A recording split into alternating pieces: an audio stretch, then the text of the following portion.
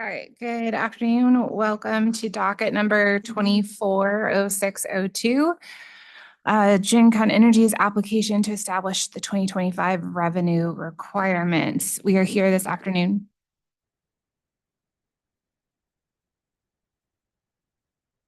Oh, that's terrible. Okay. All right, here for evidentiary hearing in this matter. And we've got an agenda in front of us today. So let's start by taking appearances, and I'll do administrative matters and public comment. Attorney McDermott, please. Is your microphone on? I'm sorry. That was my. Oh, there it is. The green now? Yes. Okay. Thank you. Good afternoon, Bruce McDermott from Mertha Klein on behalf of GenConn Energy. Thank you.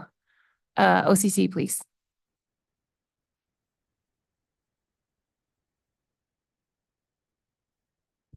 Doubles as our tech check for the afternoon. Hi, sorry, Allison McCorney for the Office of Consumer Counsel, joined today by Tom Wheel, Rory Apollonia, and Albert Zablowski. Thank you. Is there anyone else who wishes to enter an appearance? If not, are there administrative matters? Attorney Wheel. Sorry, I was just turning the microphone off. We don't have. Oh, okay. Thank you. Is there any public comment? Okay. If not, let's turn to our first panel. Attorney McDermott, if you could introduce your panel, I will swear them in, and then we will adopt pre-filed materials. Okay, thank you. The GenConn panel today is Devang Patel, Senior Vice President from GenConn Energy, Jacob Hurwitz, Senior Director of Revenue Requirements at Avangrid, Sherry Ann Barber, Manager, Financial Compliance, Regulatory Accounting at Avangrid, Diane Johnson, Principal Regulatory Analyst at GenConn, Pete Fuller, Principal at Autumn Lane Energy Consulting, Chad West is the Plant Manager. He's with Consolidated Asset Management Services. Luke Henderson, the Vice President, also at Consolidated Asset Management Services. Jeff McComb is Senior Managing Director at National Economic Research Associates. Lorena Torres is Director of Enterprise Risk and Insurance at Clearwater Energy. And Clearway Energy, thank you. I guess Clearwater probably does not make sense. And Josue Gotez, who is Senior Director of Operational Finance at Alpha Generation. Very good. Thank you. If all of the witnesses could please raise your right hand, I'll administer the oath, at the conclusion of which, if you could please say, I do. I swear to tell the truth, the whole truth, and nothing but the truth, under pains and penalties of perjury. Thank you. Attorney McDermott, if you could have the panel adopt pre-filed materials, please. Thank you. I think I used Mr. Patel for most of this. Mr. Patel, did you prepare or oversee the preparation of GenConn's application in this proceeding, including your pre-file testimony? And similarly, did you oversee the various interrogatory responses that the company filed in this proceeding? Yes. And do you have any changes or revisions to any of those documents? No. And do you adopt them here today? Yes. And Dr. McComb, same question. Did you prepare pre-filed testimony in this proceeding? Yes. And do you have any changes or revisions to that document? No. And do you adopt it as an exhibit here today? Yes. Thank you. With that, Chair, I'd move that all the GenConn exhibits be admitted into evidence. So accepted. So we'll move to the company's opening statement, please. Mr. Patel will do the opening statement on behalf of the company. Good afternoon, Chairman Gillette, Vice Chair Petkowski, and Commissioner Karen. Thank you for allowing me to offer this opening statement. My name is Devang Patel. I am Senior Vice President at GenConn Energy and a witness here today. I want to begin by simply stating, we all know the history, and I just want to acknowledge the fact that, historically, the General Assembly, it's important to note, established a certain statutory guarantees regarding reimbursement of prudently incurred costs and plus a reasonable return on equity to attract those entities to build and operate peaking generation facilities in Connecticut. In addition, to induce companies to the state to provide those services, Pura found it necessary to provide quote unquote reasonable certainty as to the fundamental elements of regulated cost of service consistent with the new statute. GenConn bid its projects. Thereafter, Pura awarded the projects, subsequently built the facilities, and now more than 14 years later has operated its facilities in a manner that has provided substantial benefits to customers as originally intended. In 2021, Pura changed its rate-making method for quantifying GenConn's capital cost, which is at the very heart of the assurances that statutory law and Pura stated would be extended to peaking facilities to provide reasonable certainty of future rate-making outcomes. Pura's new 21 method disallowed roughly $3 million of prudently incurred interest expense on the premise that recovery of this amount would result in rates designed to be more than sufficient to cover the company's actual capital cost. In February of 24, the Connecticut Supreme Court affirmed the lower court's ruling upholding Pura's 21 method on two grounds. One, that Pura is able to set GenConn's rates using utility rate-making practices, and two, that Pura may adjust cost recovery where it has determined with substantial evidence that rates would produce recovery of greater than the company's actual cost if recovery were allowed. Disallowing the company's prudently incurred interest expense reduced GenConn's total by almost 15%. Constituting a substantial cut many years after the fact. While we do not agree with the outcome, given the specific inducements established by Pura and statutory law at the time the units were built, we have accepted it. In our filing this year, we refer to Pura's 21 method as Method 2, with Method 1 being the method that Pura consistently applied over 10 years prior to this change. Method 1 and Method 2 have one key element in common, which is that both methods use a 50-50 debt-to-equity capital structure to track GenConn's actual capitalization and actual use of capital at the time it constructed the generating units. For this proceeding, the problem is that the story does not end there. In 2022, while the company's appeal of Pura's 21 decision was still pending, Pura again changed its method by quantifying the company's actual capital costs, creating Method 3. Pura calls this version the residual rate-based model. With Method 3, Pura has abandoned utility rate-making practice entirely. For utilities, a two-step process is used to determine the amount of equity return included in rates. First, the weighted average cost of capital, or WACC, is separately calculated based on actual debt-to-equity capital ratios. Second, WACC is applied to the utility rate base, net of the balance of accumulated deferred income taxes, or ADITs, assuring that customers avoid paying any return on the amount of rate base equal to the ADIT balance. Through this two-step process, utilities earn a return on rate base based on the ratio of equity recorded in the company's actual capital structure. This is accomplished by virtue of using the WACC to determine the rate of return. Method 3 does not follow the two-step sequence. Instead, Method 3 skips over the first step and does not compute any WACC. More specifically, Method 3 first computes rate base and then deducts 100% of the amount of debt financing recorded on GenConn's books. GenConn's rate base is, for illustrative purposes, roughly $300 million. As with the utility, Method 3 reduces rate base by the ADIT balance, which is roughly $100 million for GenConn, leaving a net rate base amount of $200 million. But then, instead of applying GenConn's WACC and debt-to-equity ratio to this net rate base amount to determine GenConn's return, Method 3 deducts the total amount of debt outstanding from the $200 million balance of rate base, leaving whatever amount that is left over to be the equity ratio. GenConn's capitalization as of 2024 is nearly $300 million. It has an actual capital structure that is 50% debt and 50% equity. When Method 3 applies the amount of debt to rate base, or $150 million of debt on a $200 million of rate base, it creates the illusion that equity balance is only $50 million, when it actually is $150 million, as you might expect with $300 million of capitalization on a 50-50 debt-to-equity ratio. Consequently, this approach usually overstates debt capitalization and understates the equity capitalization, prohibiting GenConn from earning any return on $100 million of actual equity capital that GenConn used to build its peaking facility for the public benefit. By effectively double counting the debt ratio, Method 3 reduces GenConn's earnings allowance to a minuscule amount, essentially giving GenConn 1/3 of the equity return it is entitled to. Method 3 was not reviewed by the Connecticut Supreme Court, and Method 3 vastly departs from utility rate-making practice.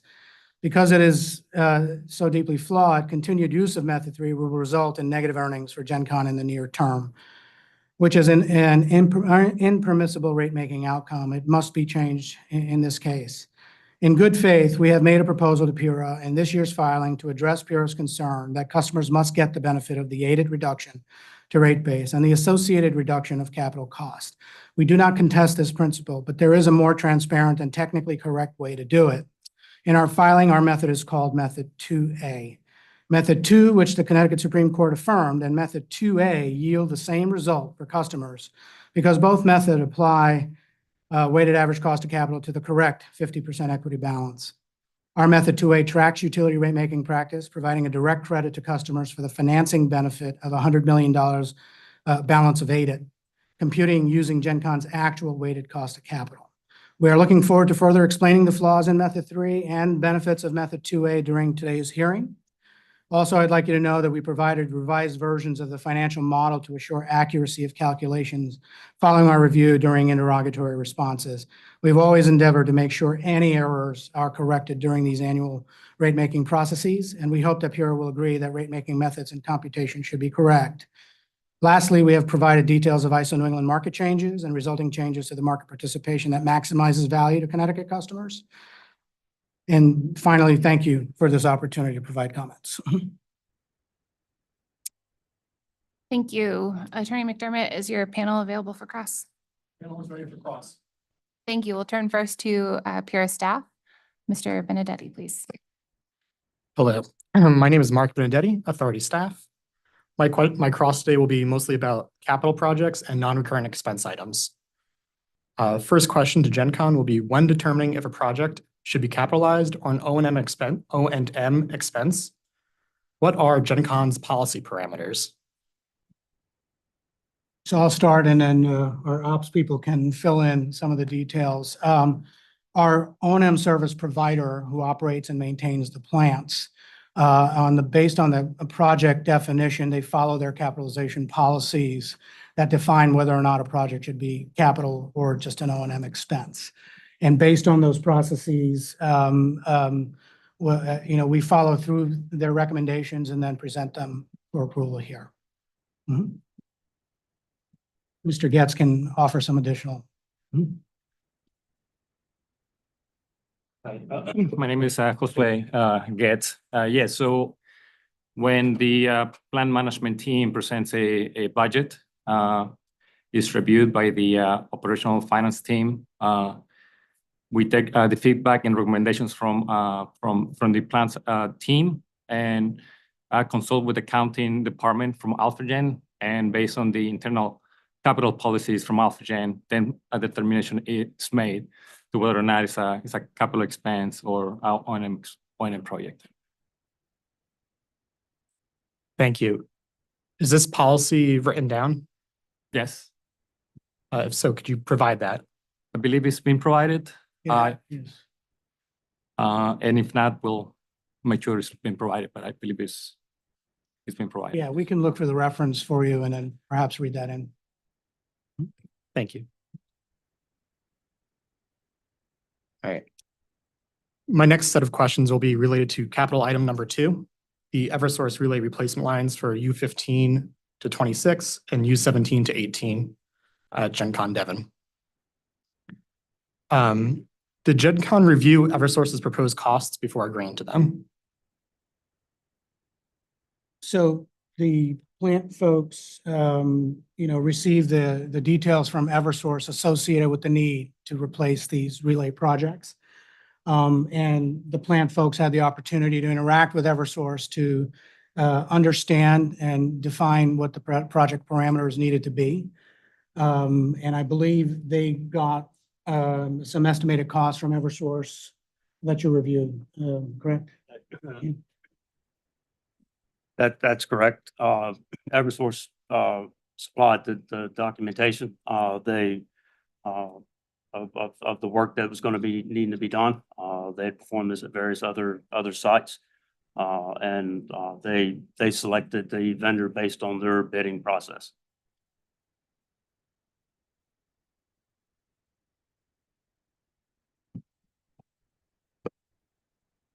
Did GenConn do any questioning of this project, of this proposal, to keep costs down in an effort to keep costs down? Again, Eversource, it was their project. They went through the competitive bidding process. We reached out to them, on that, and there was no response from them on their bidding process. We did, in addition to just interacting with our plant personnel, I'll only add that these are questions that GenConn, as the owner of the asset, would ask our plant folks to understand and determine whether this was the best option for GenConn. And the understanding at that point was Eversource had gone through a process that determined the vendor. And it was very important to define a process that efficiently had the same, vendor be able to install and coordinate the installation of the relays on both sides of the system, right? The transmission side as well as the GenConn Devon side. And it was determined at that point in time that having separate vendors would be, less than efficient to do that. And it was the driving reason for making sure that we closely work with Eversource to develop the project.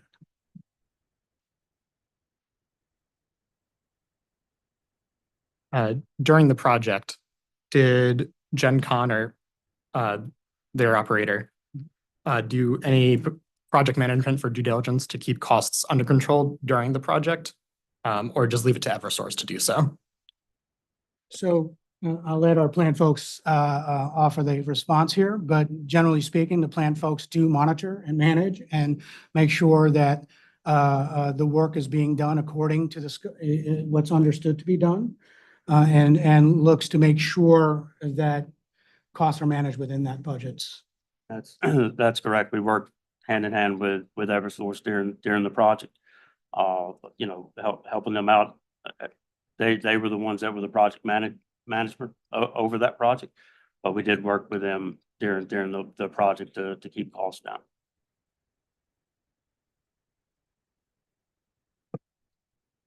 And last set of questions for this capital item.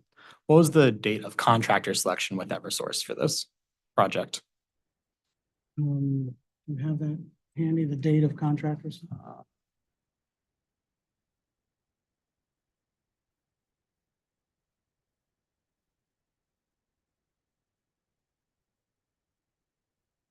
The date would be consistent with the issuance of the PO, if you will, from the GenConn or the operator side of the equation. Thank you. Yeah. Okay. What was the date of the construction start of this project? That started in March of this year and completed in April of this year. I'll add that was during a planned outage window that was approved by us in New England. Yeah.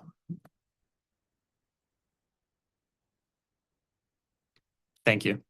My next set of questions will be about capital item number 3, the speed probe replacement project for GenConn Devon Unit 17 and GenConn Middletown Unit 14. How many spare speed probes does GenConn stock at each plant? We currently have 4 spare probes at each site.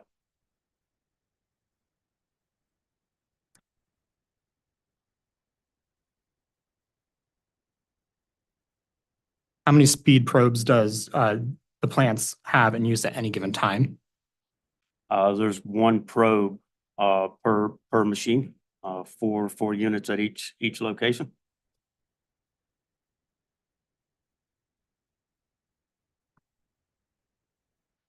How long are these speed probes supposed to last? What is the lifespan? There's, it could be any given time. There's no I'm not sure about the life expectancy of these probes. They could go at any time, which is why we keep the inventory of the probes on hand, just to prevent, in the event one of these failed and we didn't have the inventory item, would result in a forced outage with, weeks on end to get the probes in and get them installed. So currently we keep the 4 probes at each site and inventory just to maximize the reliability of the machines. Okay. How old were the probes that had previously failed when they failed? They had been in since commissioning in 2010, 2011.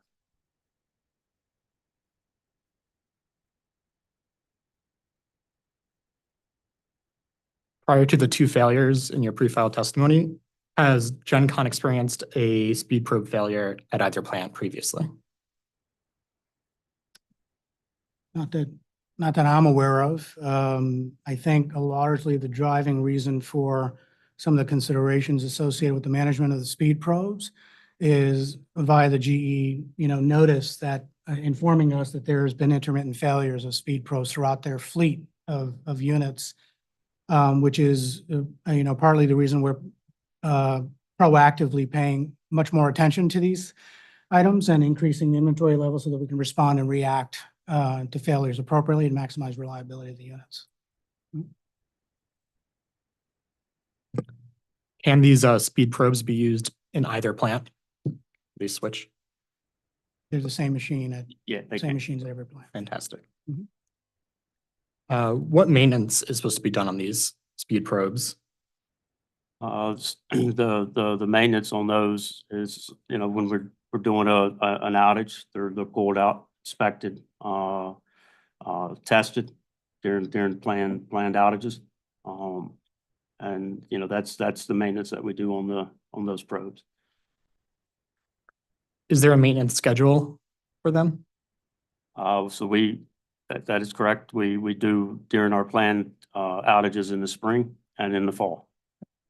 And is there a maintenance log of this maintenance? We do our daily outage logs on all the various tasks that we do at the site.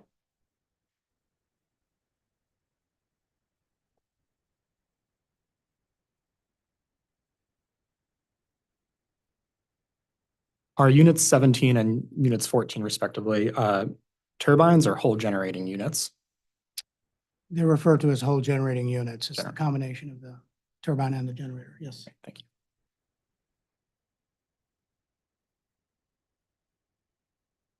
Are other parts of each plant proactively stocked in case of failure?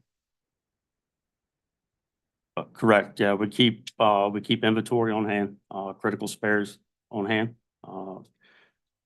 Again, we keep the spares on hand just to maximize the reliability of those units. I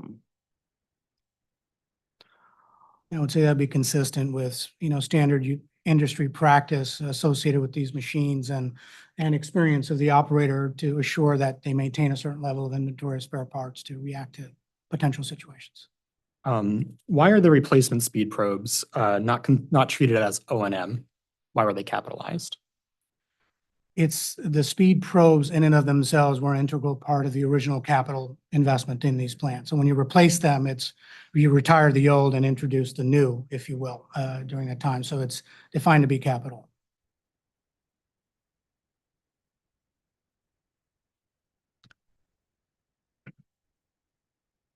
Are the costs of non-speed probe proactively stocked items that you had mentioned treated as O&M or are those items capitalized? So when we have inventory on hand, it's, defined as inventory on hand that's paid for, but once they're put into service, then they're capitalized at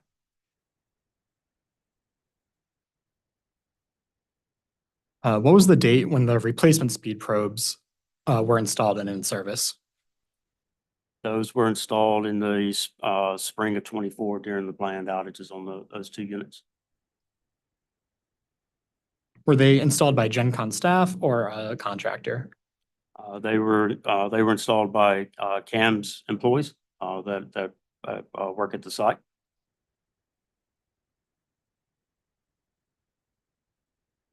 And what was the date when the speed probes were initially ordered versus installed? Those were ordered, it was in third quarter, fourth quarter of 23.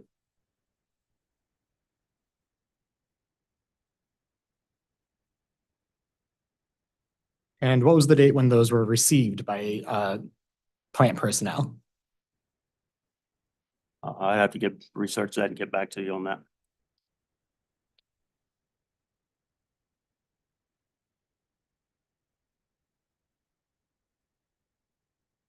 We'd like to move on to expense item number 1, which is SCR and CO catalyst coupon and analysis. Referring to GenConn's interrogatory response, or RSR 19, which stated that for this project, GenConn had to switch vendors. Fossil Energy Research was one vendor, correct? That's correct. What was the name of the other vendor?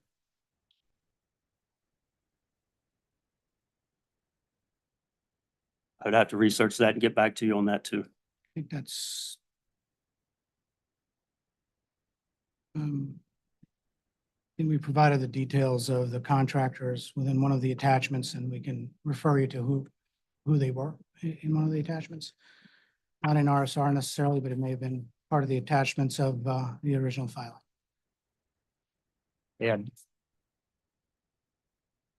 was Fossil Energy Research the first or second vendor that was chosen? They were the vendor that was selected. One of the other vendors, Cortec, they actually had went out of business during this time when we were needing to get these tested. I had to get with you on the third one, but Fossil was the vendor that was selected for that. Yeah, so this was provided in GenConn Expense Project Attachment 1. All the vendors were listed there. So, Mr. Patel, maybe you could just refer or say what the contractors' names were. Yes, let me first provide the first one on this list. It was FERCO, Fossil Energy Research Corp. That was what Mr. West just mentioned. And then we had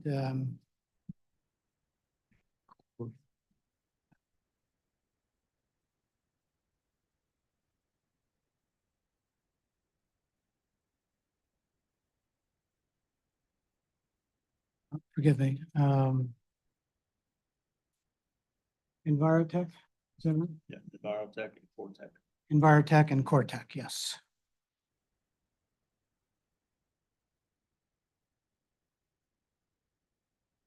Did the original vendor do any work for this project? So the one vendor, they could only do one side of the testing. They could only do the CO side. They couldn't do the SCR side. Fossil could do both of them, which is why we selected them for the project. The Cortec did not do any actual work. They didn't do anything. They went out of business.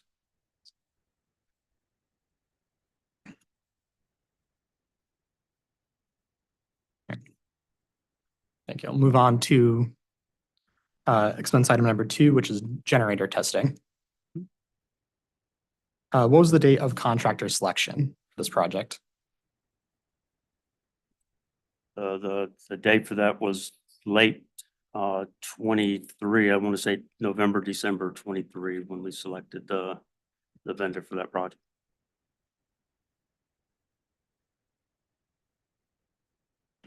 In GenConn's application, expense project 2, attachment 1, page 45, there's an invoice for the project.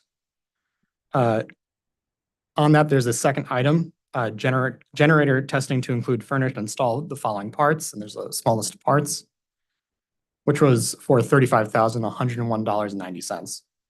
Regarding that work, was this work to resolve issues found during initial testing, which was the first line item, 25K 40K hour inspection? That is correct. That work was performed while the machine was opened up during the inspection, and they noted the issues there, and it was determined at that time to do it while the machine was open to prevent future downtime on the units.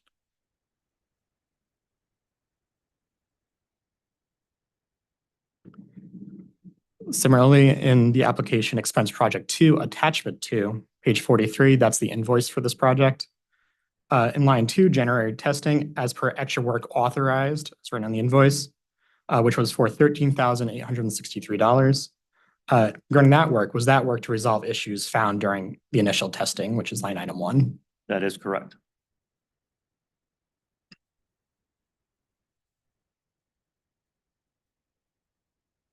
Next will be about expense item number 3, which is the vent fans grounded cables replacement at GenConn Devon units 16 and 17. Are the vent fans considered equipment that circulates and filters air in the station property? So those vent fans are on the turbine enclosure. It's to evacuate the heat that's generated from the machine while it's running. They are interlocked as a safety interlock to the machine and will force the unit into a forced outage if those vent fans are not in service.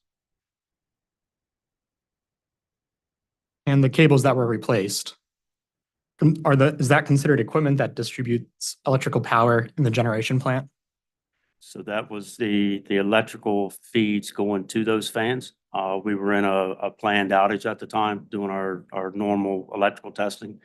The electrical testing showed a ground fault on those cables, which would have prevent those fans from running. And during the planned outage, we brought in a contractor to pull new cables for those fans.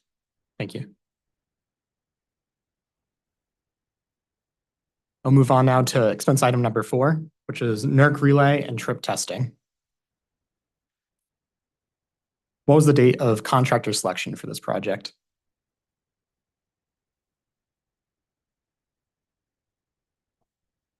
That I will have to get back with you. I'm not sure what that date was. What was the date when testing started? That was started in fourth quarter of 23 and early 24.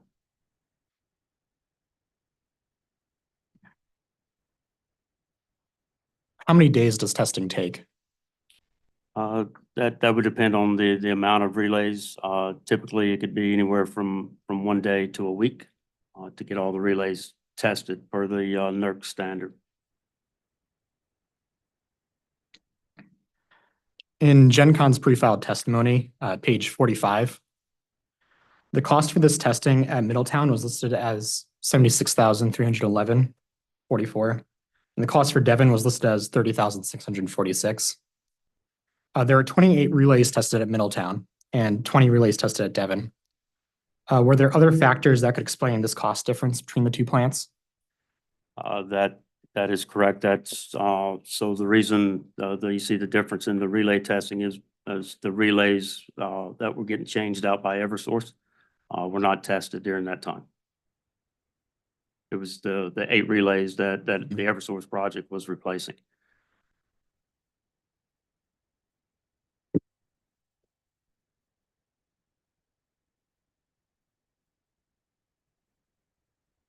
So those additional 8 relays would add up to that jump in the cost. Correct. Okay.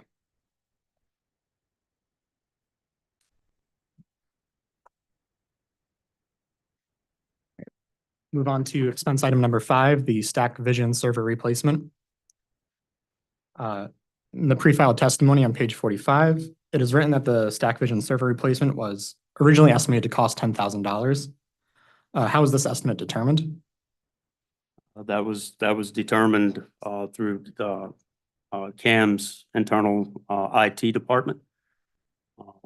That was a project going away from Windows 12, which was not supported at the time, to a cloud-based system. When the project was over, the actual cost for this was $11,882. What factors caused the cost to be underestimated? That was time that the IT department had put in for the changeover that went over during the project from the swap over from the Windows to the cloud-based system.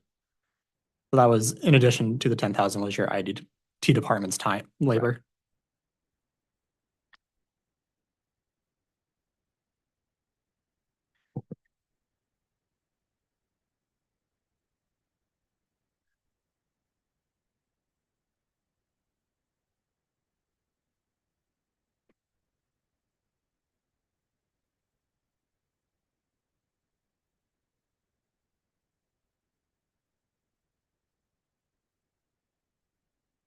Chairman, that concludes my cross. Thank you. And I think we had 2 read-ins if I was keeping track appropriately. Read in A was the record reference to the capitalization policy. And I think the second one was around speed probes, the date that they were received by plant personnel. Right. And I apologize, maybe a third one on the NERC relay contractor selection date, read and see. So Attorney McDermott, I'll revisit those before we conclude, and if we can't track down the read-ins before we leave, I'll convert to a late file. Okay, Very well. thank you. Okay, Mr. Cadwalder, please. Thank you, Chairman. Good afternoon, Chairman, Vice Chairman, and Commissioner Karen. Good afternoon, panel. Steve Cadwalader with Authority staff. My questions will be on variable O&M costs for the company. If I could refer you to Exhibit 10.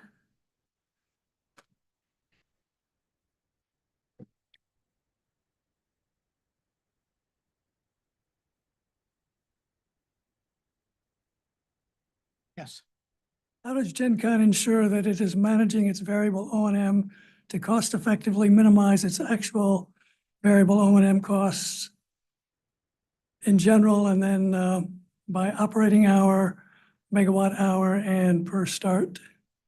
Yeah, so the variable O&M costs are defined by the actual dollars per operating hour and per megawatt hour and per start. That was established long ago, and that value gets escalated by the CPI-U value. That just simply gets attached to what the expected variable operating costs would be. We estimate based on 5% capacity factor, if the units were dispatched a certain amount of times or dispatched or operated for a certain number of hours, and so on. We present that in Exhibit 10 as a way to characterize what the variable operating cost could be at the 5% capacity factor. But what's booked on our books is the actual value. So we use those dollars that are reflective of a CPI escalated value. And for every start, for every megawatt hour, and for every operating hour, those dollars are what's booked as far as our variable operating cost goes. Okay, and how do you ensure that you're minimizing those costs, the actual costs? Well, those costs are dictated based on our dispatch, right? So we don't, those costs are what the costs are based on our dispatch. We manage, obviously, reliability of the plant so that when we are asked to dispatch that we can. But the specifics of managing the variable cost of the variable costs, it's really driven by the dispatch of the units. But don't you have to procure the fuel that makes up the variable costs? And Sure. I'm just wondering how in your procurement, you're making sure you're minimizing those costs. Yeah, so following any sort of dispatch and the consumption of fuel, the plant, working with our energy service provider, who arranges for fuel delivery immediately thereafter to maintain the fuel inventory levels on a consistent basis going forward. So we're required to maintain during the summer a 40-hour equivalent of fuel within our tanks. And in the wintertime, we maintain 70 hours of equivalent fuel during the wintertime to satisfy operational and reliability requirements, sort of thing. But our process for procuring fuel usually follows dispatch and the amount of fuel consumed and the replacement of that fuel as necessary to maintain the 40 and 70-hour fuel inventory requirement. And your energy service provider, what kind of incentives does it have to minimize costs to GenConn? So our energy service provider, who handles GenConn's participation in the marketplace, as well as provides the services for the supply of fuel for the plants, is based on their portfolio of plants that they service. So GenConn gains the advantage of their portfolio approach for fuel supply. And they have the contractual arrangements with all of the fuel suppliers, if you will, to maximize our ability to realize value as best we can along the way. So those relationships are what matters when our energy service providers require to maintain a certain level of fuel levels for the plants. But we leverage those relationships that they have operating in a much broader market for fuel supply. What kind of oversight does GenConn have with regard to its energy provider? So, we have a contractual arrangement with our energy service provider that, defines the need of maintaining fuel inventories for our plants and simply just leveraging our ability, because GenConn in and of itself does not have the ability to procure fuel for the plants. We engage a contractor to do so. And it is driven by the standard fuel industry practice of buying fuel to satisfy plant operational needs as needed.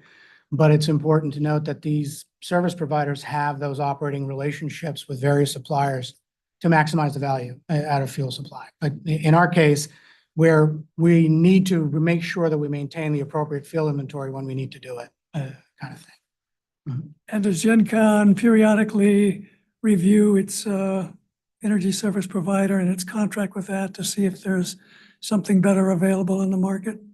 Well, we have not had an occasion to necessarily do that, but we have obviously interacted with them to understand what, say, the future costs might be based on NYMEX heating oil futures and trying to understand and characterize what the potential fuel costs may be for GenConn going into the future based on the commodity, rates in the marketplace today. So, and we present that to PURA on some of their schedules to define, here's what we expect based on the NYMEX futures for fuel costs to be. But the practical reality is that we purchase fuel when we need to make sure we maintain inventory for reliability purposes. So. Okay, in your response to RRU1, you describe a commercially prudent procurements that GenConn uses to obtain fuel. Could you describe that process? Forgive me, RU1? RRU1, yeah. Okay. That's 1E in that 1E. response. So I think to characterize this answer in the most effective way is to assure that, our driving factor of maintaining fuel levels at the level that's approved by the authority over time is to make sure that can realize the benefits for ratepayers when the units need to be dispatched. And to maintain a certain level of fuel inventory anticipates a certain level of dispatch kind of thing. If we decide that level of fuel inventory perhaps need to change in order to affect maybe cost, what trumps that is we want to make sure that the reliability benefits that accrue to customers are maximized. And thus far, maintaining a 40-hour level of fuel inventory during the summer and maintaining a 70-hour fuel inventory during the winter has realized value for customers in a significant way. An example that I'll use is that historically, GenConn maintained 40 hours throughout the year. And after the experience, if you recall, probably in the 2013 timeframe when we had the polar vortex, when fuel supply was compromised even to the plants, we recommended and discussed with PURA defining a fuel inventory that would be appropriate to go through a potential situation like that. Again, and it's the reason why we requested and then subsequently approved maintaining a 70-hour fuel inventory during the winter months. It also translated to ISO New England programs, what we refer to the inventory energy program and so on, that motivated generators to put an inventory, a fuel level inventory that can actually then allow them to operate during these critical times in the winter as well. We have participated in those programs, and all of the value that's been realized from those programs has been returned to customers. Okay, the variable O&M costs speak primarily to the cost you pay for your fuel, I take it. Among other things, I mean, it's just like, if you start up your car, one time versus 50 times, there is wear and tear on the machine, right? So it's defined by operating hour, it's defined for the number of starts, and it's defined by the megawatt hours generated. Those are the three elements of variable cost that is translated to the direct operation of the units.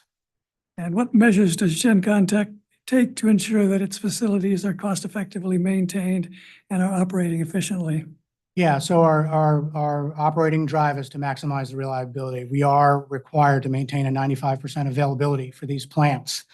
And all of the maintenance and operations activity rely on the experience of our operator and making sure that we execute and the maintenance plan accordingly. And I would say that GenConn in its entire history has never compromised that requirement. Is there a tension between reliability and cost? And can you speak to that? I'm sorry, say that again. Is there a tension between how much maintenance you do to improve reliability and what is cost effective to do with regard to So- maintenance? Yeah. Yeah. I'll just take a moment to confer. Okay.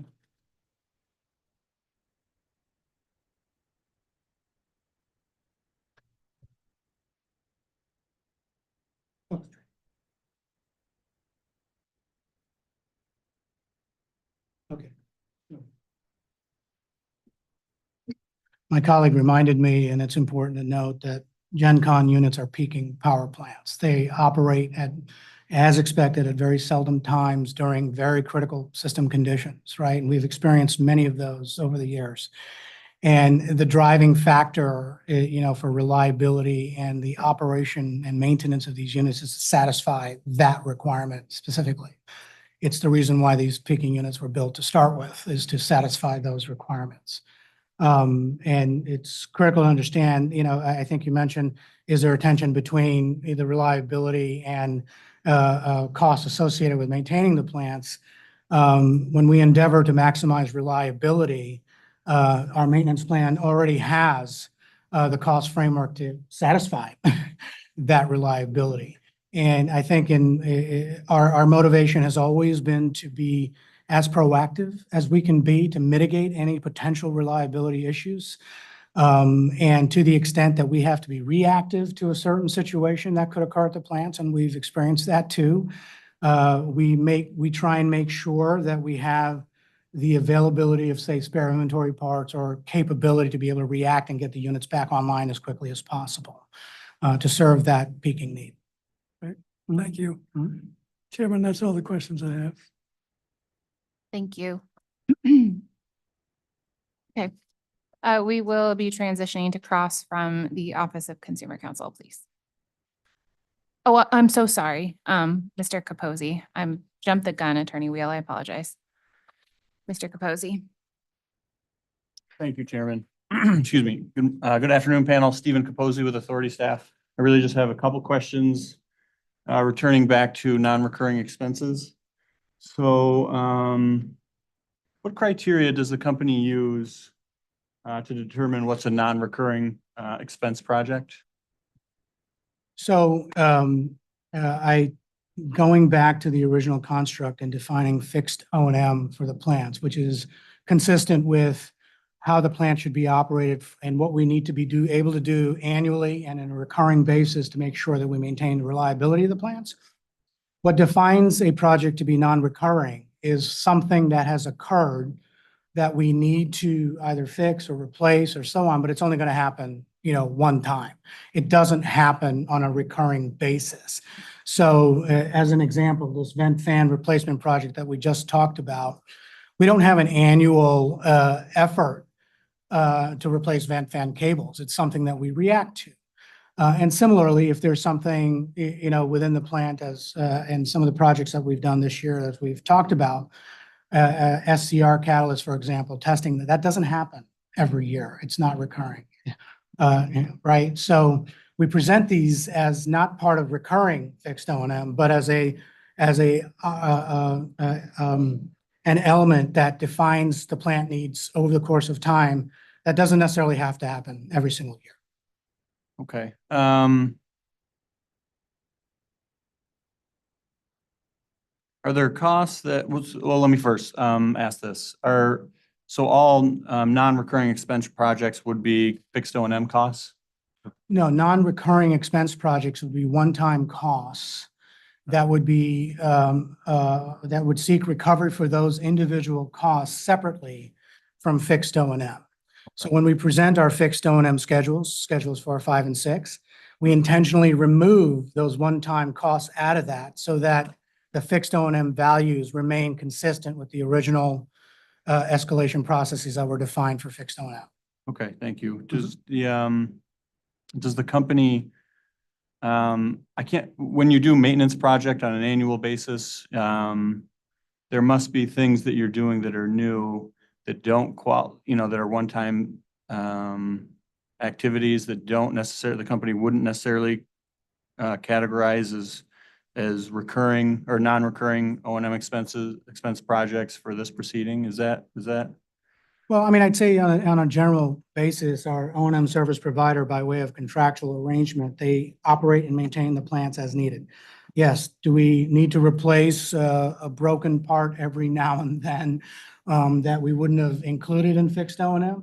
Yes, the plant operator would go and secure and make sure the plant continues to operate, but it would fall within their O&M budget and agreement, if you will, that we have with them. The fixed O&M budget and agreement, Yeah. you mean? Mhm. Okay. Is there a cost threshold then or something else that maybe distinguishes between those? Yes, so our contractual relationship with the O&M service provider is based on a value that was established in '08, and that's escalated by CPIU every year. And Devon, it also includes a CBA factor for the labor, which is different than what's in Middletown, kind of thing. And that value is utilized as the budgetary value that the O&M provider operates under. Okay, thank you. So do you have a written policy outlining that agreement or otherwise outlining what? Well, actually, I have two questions. Do you have a written policy outlining what criteria or whatever can be used to determine what's a non-recurring expense? Do you have a written policy outlining that? I don't think we've characterized a specific process or for that. I think year over year, when the plant folks decide or realize that there's a non-recurring project that has come to light, we decide on how do we handle the implementation of that project, which we estimate, there are items that come up along the way that, whether it be new NERC rules or something that has changed the way we need to satisfy some of these requirements that may change, that may be characterized as something that's recurring. And then ones that can be characterized as not recurring, meaning that we'll do this project and it won't need to be done unless we need to react to something else that went on, kind of thing. But otherwise, there's no other real example. It's it's every experience that we have, we need to make that determination. Okay, who's making the determination? Well, I think collectively, the plant folks and the GenConn management team would review these projects one-off and define whether there's some need for an annual effort to occur versus is it just a one-time thing and define it as a one-time thing. Who makes the decision, not necessarily distinguishing between a recurring and a non-recurring, but distinguishing between a non-recurring expense that's outside of the fixed O&M, as you explained earlier? Yes. Making that decision. I think we collectively make that decision, but there are specific, in our O&M service relationship that we have, that's a fixed O&M, that's escalated values. There's a certain set of requirements for the plant operational folks to maintain and operate the plant. And outside of that characterization, if there's something that unexpected came about that you could have never planned for at the outset, kind of leads us to defining it as a non-recurring or a one-time expense that falls outside of the fixed O&M. Okay, thank you. And when you said we collectively make that decision, you're referring to both plant personnel as well as the O&M service provider? When you say collectively? Plant personnel is the O&M service Okay. provider, and collectively That's right. meaning interfacing with GenConn for approval of those items. Thank you. Mhm.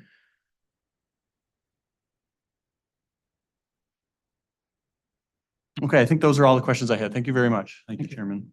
You.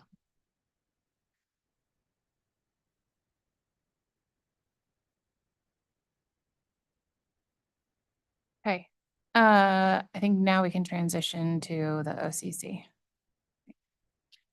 Chair, during the transition, if I could, Ms. Torres traveled from California for today's hearing. She has a return flight this afternoon. I've checked with Attorney Wheel. He does not have any questions for her. And with your permission, I was wondering if we could excuse her to give her a little bit more time to get to her flight? Of course, let me just look at the questions I have. I think I just have one question about the O and M service provider agreement. So if that's not. She's directed there- insurance. That's right. Thank you. Then yes, that's fine with. Okay, thank you very much. I apologize. Any questions on insurance? Okay. All right, OCC, please.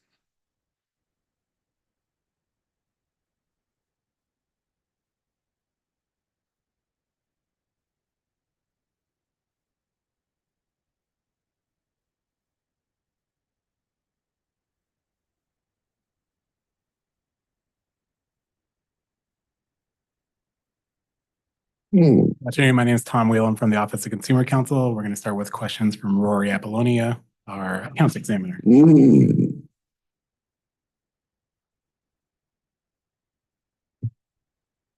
Hi, good afternoon. I'm Rory Apollonia, Accounts Examiner, OCC, as Tom just stated. So I'm going to start off referring to the revisions of your revenue models dated August 6th, 2024, August 19th, 2024, and September 27th, 2024. Is it correct to state that the company has submitted 3 revisions to the revenue models? Yes, Okay. So these resubmissions, were they because of company errors? yes, Okay. So referring to the August 6, 2024 revision submission cover letter Mhm. and revised 2A spreadsheet tab Exhibit 1, pages 1 through 6, Excel cell T92. I'm sorry. Could we get that Excel reference again, please? Yeah, no problem. All right, so it is revised 2A spreadsheet, tab Exhibit 1, pages 1-6, Excel cell T92. I got it in 1 second while we all get there. Okay. I'm sorry, I don't have it handy here.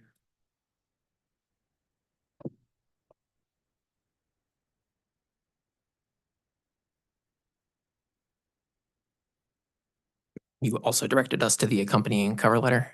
Correct. We have those documents. All right, great. So why is there a difference between the cover letter claim revenue requirement of 43,365,000 and spreadsheet revenue requirement number of 46,365,000? There's a typo in the cover letter. Okay. Yeah, sorry about that.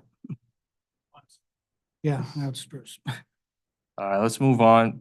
Referring to the September 27, 2024 revision submission cover letter and revised V3 OCC 29 attachment 1, method 2 spreadsheet. A particular component within that spreadsheet or?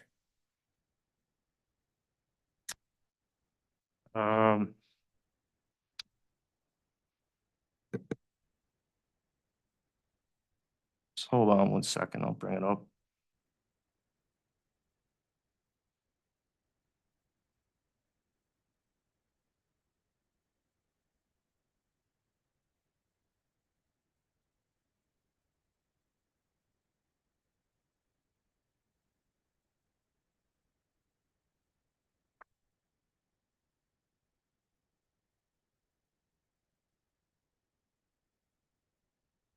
So it's loading. Just 1 second, I apologize. Is it to the substantively same information as the prior Excel Yep, reference? That's Alright, correct. we located that. Okay, great. Thank you for that. Why is there a difference between the cover letter claim revenue requirement of 45,796,000 and the spreadsheet revenue requirement number of $45,785,000?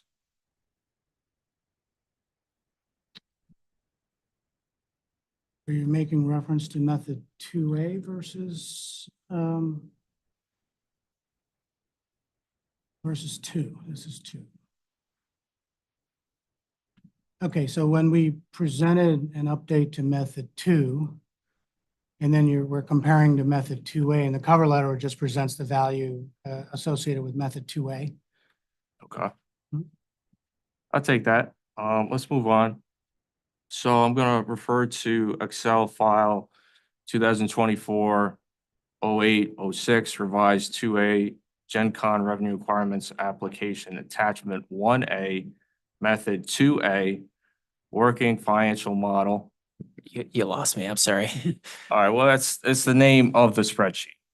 So it's 2024-08-06 revised 2A GenConn revenue requirements application attachment 1A method 2A working financial model. I think we got it. Yeah, I understand it's quite long. All right, so I'm looking at tab exhibit 2, pages 7-8, labeled row quote 19 accumulated depreciation, PP and E, cells D through O. You see that? All right, great. So I see you have an index formula and it's pulling data from the DVN depreciation summary. Where in the spreadsheet is this DVN depreciation summary? One moment.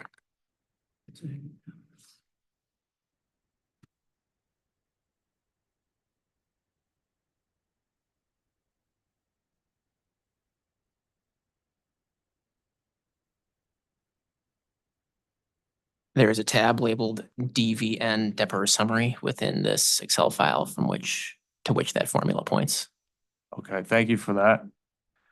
So I'm going to refer to the same spreadsheet, but now we're going to go to tab Exhibit 1, pages 1-6, labeled row 41.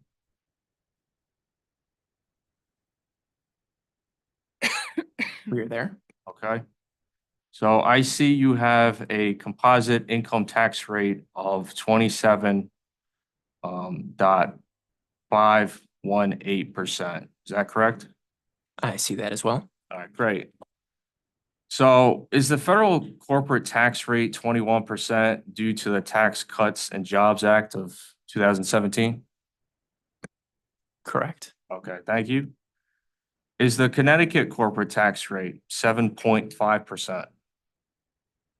That's the base Connecticut state income tax rate. There's a 10% surcharge currently in effect, making the effective 8.25% currently. It's my recollection.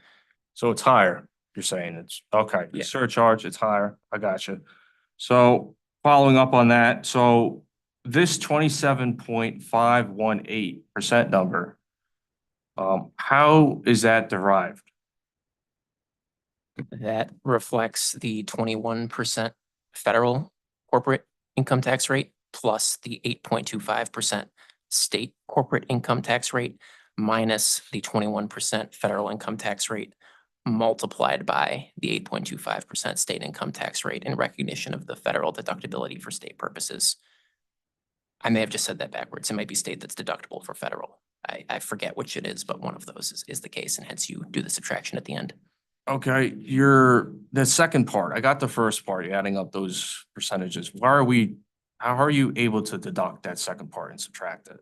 Because state income taxes would be deductible on your federal income tax return, so you have to make that second level reduction to reflect the effective composite income tax rate. If you simply added the state and federal rates together, you'd overstate the rate for that reason. And that's allowed for a corporation? Every utility that I've seen does that, Okay. including the regulated Connecticut utilities. Okay, I'll take that. So we're looking at the same spreadsheet, same tab. So let's go to row 59, labeled coupon rate. Labeled row. Okay, yep, we're there. All right, so what is the source of the 4.73% coupon rate? Formulaically or in the real world? Give me the real world. In the real world, that reflects the coupon rate on GenConn's long-term debt. There's another tab in this file that I'm sure provides that information. Okay. So, okay. We're gonna look at the same spreadsheet. But now we're gonna go to tab Exhibit 3, pages 1-6, rows 25 and 27.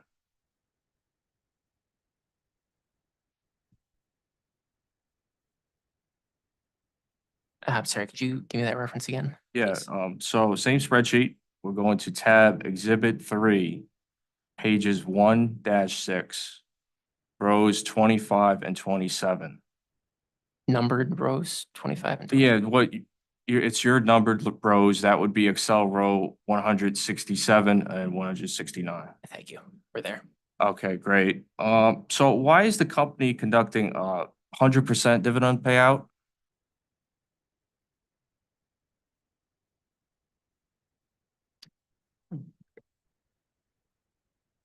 No, we balance, so that we maintain 50/50 debt.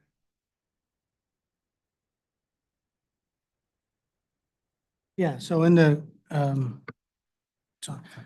context of this analysis here, from a income statement perspective, we want to make sure we balance the 50/50 debt equity on our capitalization. So any funds that are available to dividends to its partners are managed in such a way that maintains that 50/50. Okay. Mhm. So I would be correct to state that 50% of the dividend payout is going to Clearway Energy Corporation? It's 50/50, yes. 50/50. All right, and the other is UI. Okay, got it. Mhm. So, all right, have the 2023 and 2024 dividends been paid already? It's paid out on a quarterly basis, so we will have paid the third quarter of 24 already. Okay. Mhm. Got it. So I see that the dividend has increased over this 3-year period. It went up about 6.35% from 2023 to 2024, and then 46% from 2024 to 2025. First, am I correct, and why? Could you point me to the reference where you see that? Okay. Mhm. Um,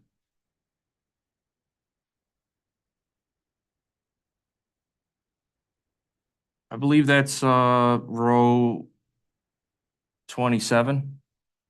We're just looking at those numbers, how they increase. Say that again, I'm sorry. Okay, so I'm looking at row 27 and I see your common dividends. We've got a 7.936 and then it goes up to a 12.324. And we did the calculations of the percentage increase. At first, we had like a 6.35% increase, and then it increased to a 46% increase depending on the year. This dividend being paid out. One moment.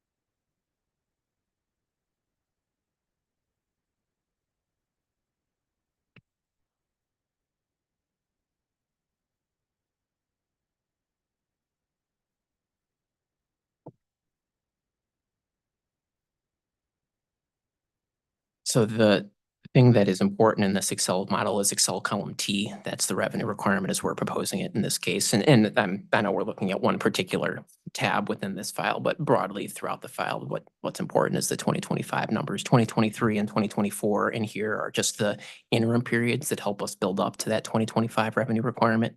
So the amount that is denoted in Excel row 169 of tab Exhibit 3, pages 1-6 is not necessarily the amount that GenConn has dividended out. I mean, you could infer that because 2025 is a future year that has not yet occurred. But I will also comment that the mere fact that dividends have historically occurred is not evidence that GenConn has been earning a return that is sufficient or consistent with sound rate-making practice. Obviously, we have some significant concerns with the method 3 that's been used to set PIRA's, that's been used to set GenConn's revenue requirement for the last couple of years. It gets the sequencing issue wrong, as Devang described in the opening statement. It begins by computing rate base and then next computes, well, it calls it a weighted average cost of capital, but it's not even taking a weighted average of capital costs. It's inserting rate base into the formula in a way that's divorced from rate making principles. So I do see that there's a row labeled common dividends here, but I don't think we can infer necessarily that, hey, this 2025 number is the common dividend that occurred. It's just an Excel formula artifact. I appreciate your long answer on that, and saying what's important. But just a follow-up, are you paying out over 100% now with your payout ratio for a dividend? The dividends that are available on an actualized basis year over year is, again, balanced with maintaining the 50-50 debt equity construct on our capitalization. From year to year, that number can vary based on what's gone on at the plant. Whether as part of our overall construct, the GenConn's financial statements are different than, how it would be defined in a revenue requirements return associated with rate base. Okay, I'm afraid I have to ask the question again. And you can say the same answer if you like, but does the company know or have an explanation why from one year your dividend payout went up 6.35%, and then the next year it's going up 46%? So I will repeat the same answer that that's not necessarily our dividend payout ratio, but if you give us just one moment, let's check what additional evidence is available on the record. Okay, thank you.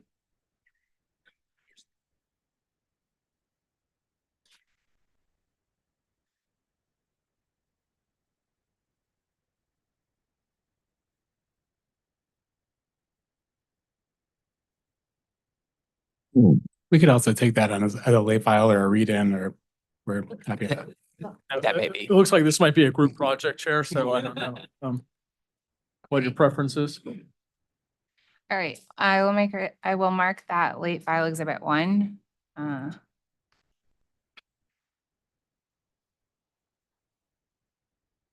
which is to provide an explanation as to the increase in dividend payout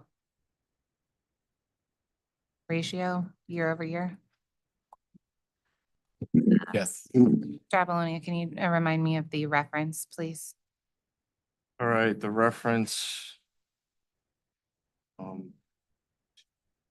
We're looking at. Get the spreadsheet here.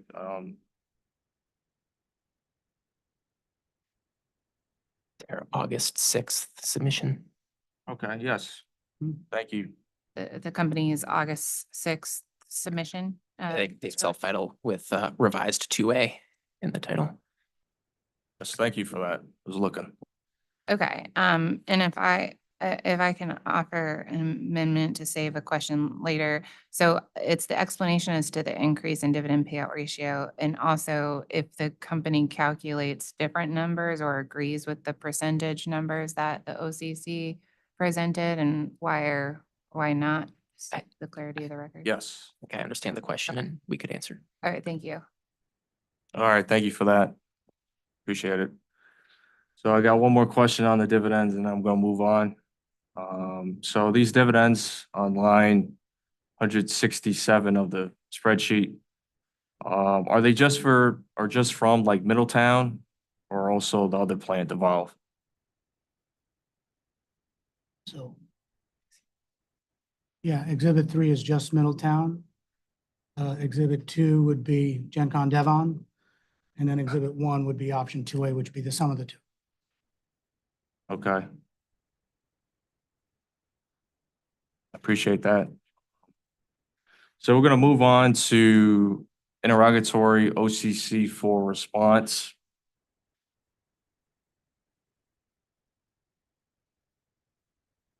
It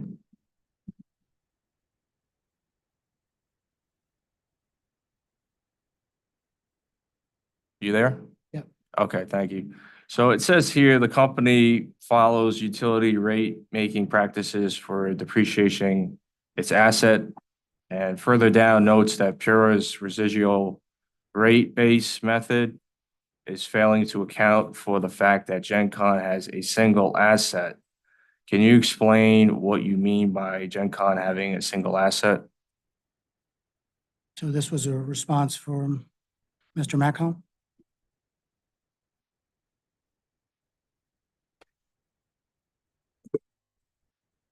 Was that mine? Uh, I'm looking at OCC for response. Could pull it up. The question, do the differing views of depreciation by economists and accountants impact how the company calculates depreciation accounting for rate-making purposes? Yes. Differing views. And the answer is no. Okay. And I can just add a little bit more context there. You know, I think what Dr. Macomb is highlighting is that a regulated utility will have a continuous stream of investment. For example, in the UI rate case, we went in and talked about how UI needs to invest tens of millions of dollars every year, and ditto for CNG and SCG. And you go look at any other utility rate, whereas CNG and SCG have a similar, and other utilities will have a similar investment profile, whereas GenConn, Devon, and GenConn Middletown is a single asset with a huge lump of investment at the very beginning of its life, and then far smaller investments each year thereafter in proportion. And so with that sort of unique construct in mind, that's what led method one to being offered to GenConn as an enticement for it to invest. And, you know, that's part of why GenConn signed up for that. That's why we offered a bid in response to a competitive solicitation. It is that unique characteristic, that unique structure. However, my understanding, while I'm not a lawyer, is that Pura won the right to regulate GenConn as a regulated utility in a recent Supreme Court case. And so that's caused us to propose the various iterations of method two that we have. And to, again, I know I've described this before and it's in our testimony, but that's part of why we have such severe concerns with method three, is that's not how utility rate making works. Mr. Apollonia, perhaps since this pertained to an element in my testimony, what's your question again with respect to the answer, just to make sure you get the whole answer from me that you would like? Okay, yeah, I can restate my question here. So I'm looking at OCC for response. So it says the company follows utility rate making practices for depreciating its asset. And then further down, it notes that Pura's residual rate base method is failing to account for the fact that GenConn has a single asset. The question is, can you explain what you mean by GenConn having a single asset? Yes. I discussed in my testimony at length the way in which the lumpiness, as I described in my evidence, magnifies the problems associated with failing to provide a compensatory cost of capital for GenConn, as opposed to what goes on with normal utilities that have a constant and ongoing range of capital investments that they have to make that requires them to go to the market again and again and again. This firm went to the market in a big lump once on expectations that they would get paid back for that investment over the useful life of those facilities with a reasonable market-based return from the regulated rates that come out of the action of this commission. And the result of my testimony is that method three does not conform to that reasonable expectation of the investment community at the time the capital was sunk at the start. Okay, thank you. Thank you for your answers there. Appreciate that. So we're going to move on. If GenConn is treated as a single asset, let's go to OCC interrogatory response 11. Why is the company utilizing two different amortization periods?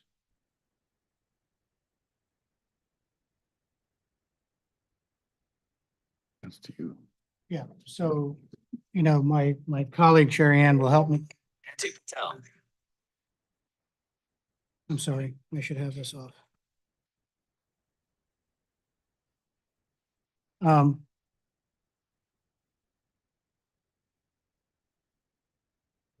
Both Middletown and Devon are 30-year assets. They just started a year apart. All right, so you just said that they're different assets? Is that correct? There's the Devon plant and then the Middletown plant. They are both 30-year assets, but the commercial operation was a year apart. Oh, 30-year assets. Okay. Okay. Got it. Thank you. So let's look at the reference in the spreadsheet. With exhibits 1-9, we were just discussing previously. Looking at exhibit 1, pages 1-6. Are we at you got the spreadsheet? Was there a particular iteration of the spreadsheet? Just the last one that we were looking at. Okay. I've got August 6th up Okay. still. Thank you. So I'm looking at exhibit 1, pages 1-6. Is there only one asset reflected in this rate base calculation? As Mr. Patel just explained, Exhibit 2 provides the information for the Devon plant. Exhibit 3 provides the information for the Middletown plant, and then Exhibit 1 adds them together. So you can accordingly see many of the cells within this exhibit reference both Exhibit 2 and Exhibit 3. Okay, thank you for that. Am I correct to state that depreciation applies only to physical assets while amortization applies only to intangible assets?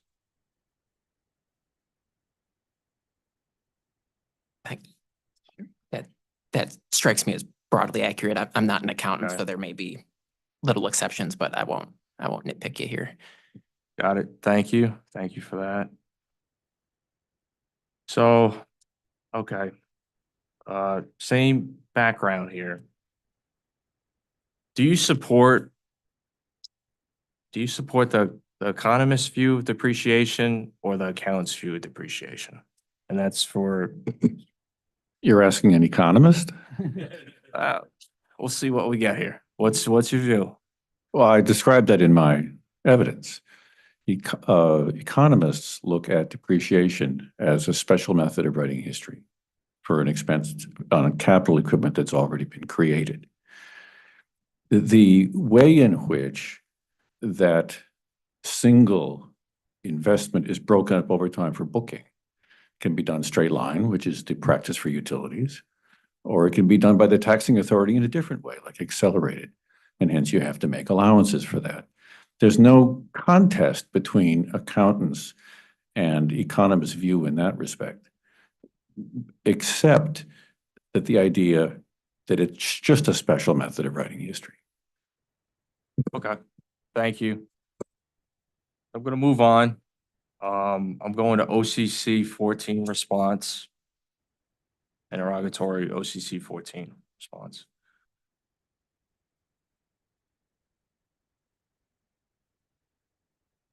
Okay. Just let me know when you're there. We're there. Uh,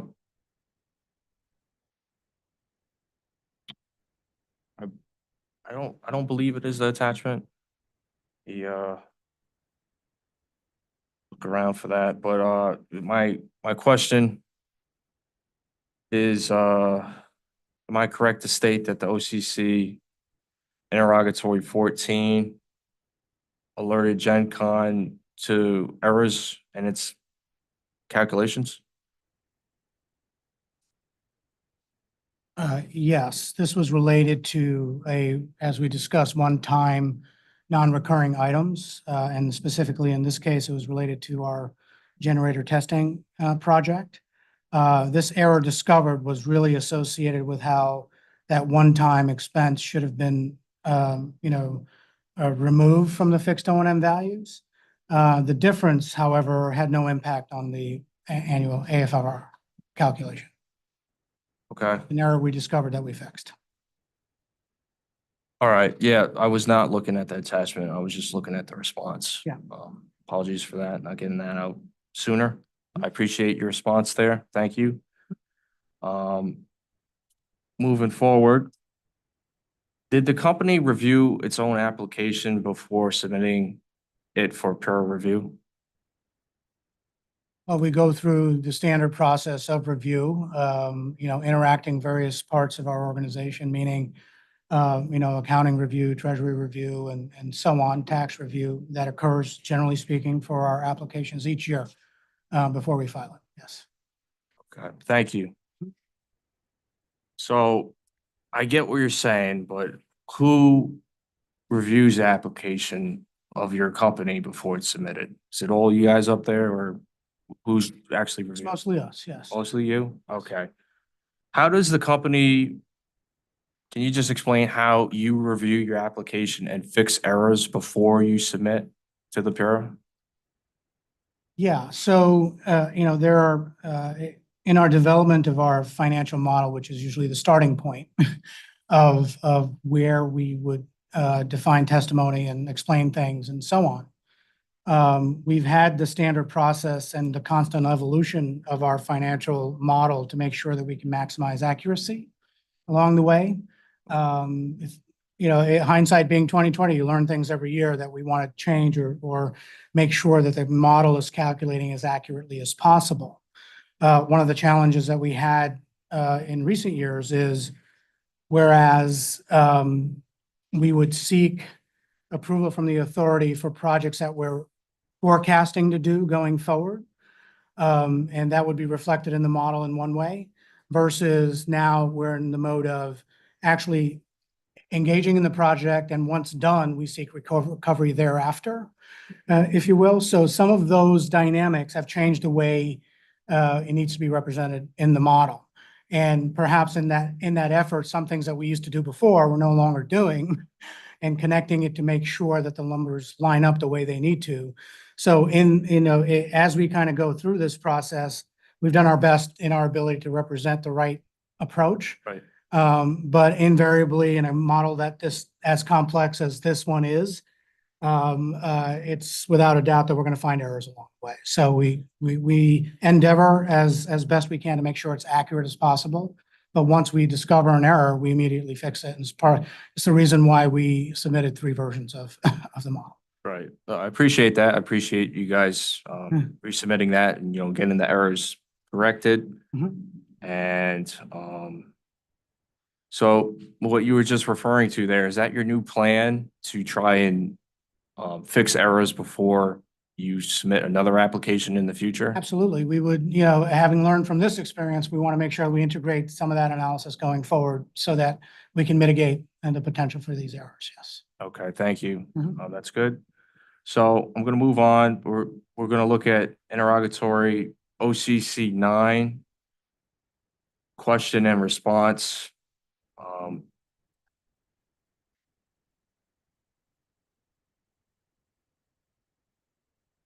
You guys good? Yes. Okay, great. So in the question, I quoted you stating, not you personally, but the company, the capital market keyword could see, and in your response, you state the capital markets keyword would multiple times. The issue I have here is that you are using the past tense of the words could and would relating to the capital markets. Can you clarify, has the capital market reacted to GenConn's business situation? The first answer to your question is yes, they have. As you can gauge by the ratings reports that the company has, and the capital markets knowledge of what's going on with GenConn. But in a more general sense, since we operate a regulatory system where it's the function of regulatory authorities to attract capital from private capital markets to provide public services.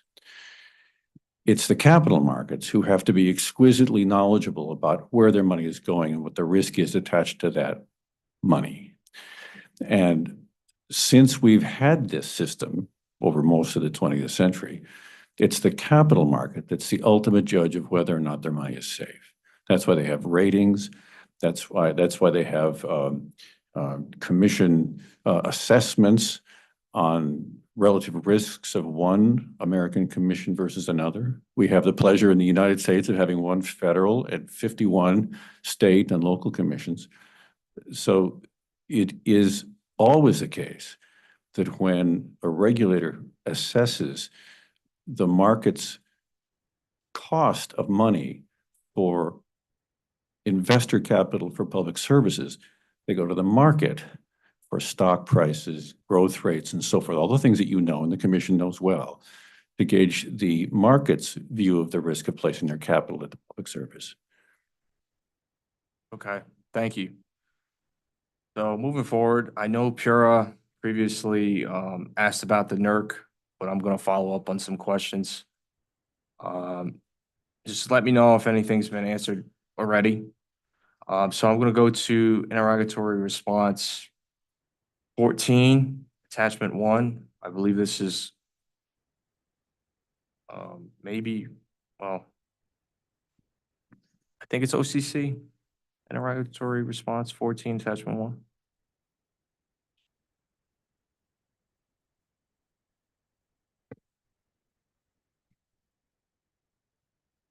A 2-page attachment that relates to inflation. All right, probably not. The fixed O&M escalation, maybe. More precise description.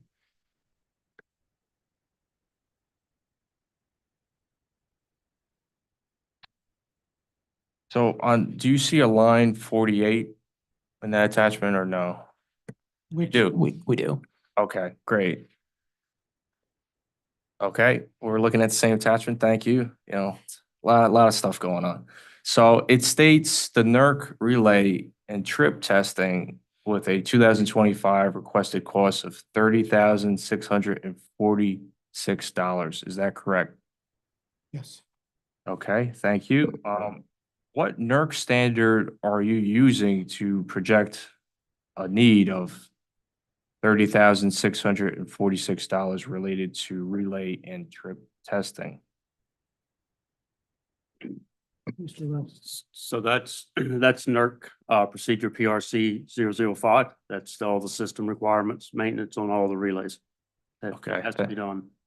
Okay, has to be done. Okay, thank you. So same interrogatory response attachment, but I'm gonna go to line 47. So this is the vent fans grounded cables replacement. Why are the vent fans grounded cables in need of replacement if the assets are roughly 16 years old? So that could, I mean, that's just routine. So we were doing routine electrical testing. And, you know, they're underground, subjected to, you know, weather, being ran underground. And when we did the routine testing, they showed a ground fault on the cables, which required a replacement of those cables. Okay, so there's an actual fault that went through the cable that probably damaged it. Is that correct? I mean, can't answer that, Okay. you know, what caused that. Could be a number of different issues. Okay. And you said that the vent fan, the cables are underground. What about the vent fans? Are they above ground? They are above ground. They're actually on the turbine enclosure part of the unit. Okay. And the vent fan, it's going from above ground to the ground to ground it. Is that correct? It's right? Also, the electrical cables coming from the circuit breaker that supplies power to those fans to start up is underground. The vent fans themselves are above ground that are on the turbine enclosure. So when we do routine maintenance during planned outages, which requires megger testing, and when we did a megger on that, it showed a short to ground on those cables, which required replacement of those underground cables. Okay. Just to be clear, so there was a short, but you were already answering that. Okay, but just comparing it to like a regular building like this building, which is grounded, isn't it like not normal every 16 years to replace your grounding cable? I don't think, The cable, we didn't replace the ground cable. We Okay. replaced the electrical lines, the power feeds going out to those vent fans. The ground cables will be on the enclosure themselves. These are the three-phase electrical lines going out to the vent fans. all right, so I think the issue here is the name of this vent fan's grounded cable. So you're not really replacing the grounded cables, you're replacing, what were you saying? The electrical feed going out to those fans. Okay, I appreciate that. Got that. All right, just a couple more questions to go. I'm almost done here. Appreciate you guys answering my questions. So I'm gonna go to OCC 33.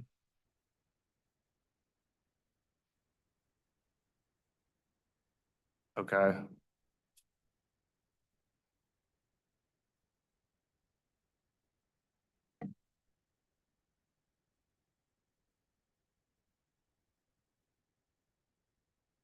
It's just coming up for us. 1 second. no problem.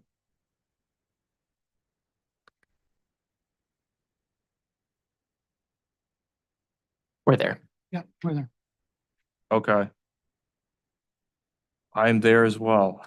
Mhm. All right, so I see your answer here, and you're saying there's no appeal related legal expense, but my question is, just for clarity, through which mechanism is the company planning to recover its appeals expense if it were to occur?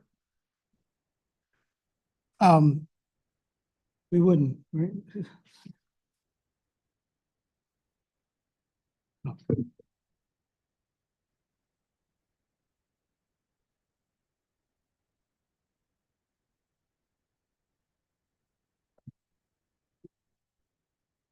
So GenConn incurred this cost in and of itself. I mean, there is no mechanism for those costs. No mechanism, so you're not going to seek recovery from ratepayers regarding this, correct? That was exposed to GenConn, yes. Okay, thank you. So let's go to interrogatory response RRU 7.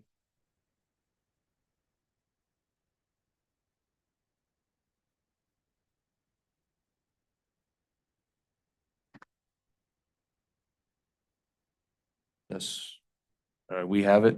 Yes. Good. So just to clarify, as the response doesn't state it clearly, why were the penalties incurred? So routine operations within the marketplace when the units are dispatched by ISO New England. And for whatever reason, one or the units doesn't start up in time, it fails to reserve or fails to activate in some fashion, we are assessed penalties from ISO New England during those times. So, I mean, we quoted the ISO New England rule. I'm not sure. We quoted the ISO New England rule, so I'm not sure how much more clearly we could have stated it. And my colleague has something to add.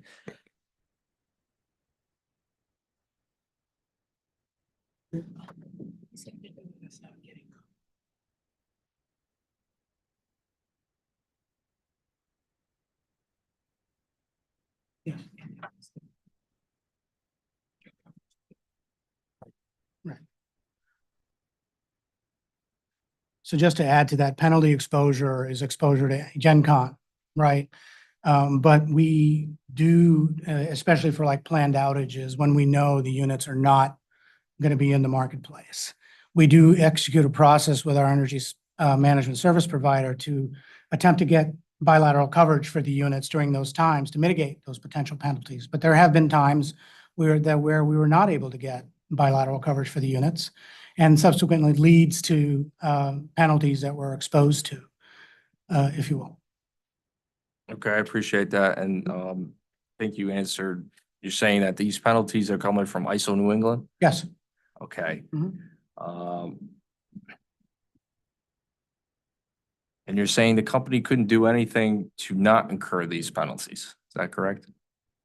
Correct. I mean, it's when the units are not there in service of ISO New England customers, we would be exposed to penalties. Okay, If we can find a way to get bilateral coverage to mitigate some of those penalties, we would do so.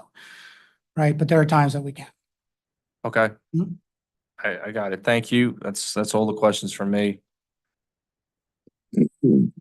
Hello again, Tom Wheeler from the Office of Consumer Counsel still. I'm going to start with the pre-filed testimony on page 34, discussing the foam fire protection system.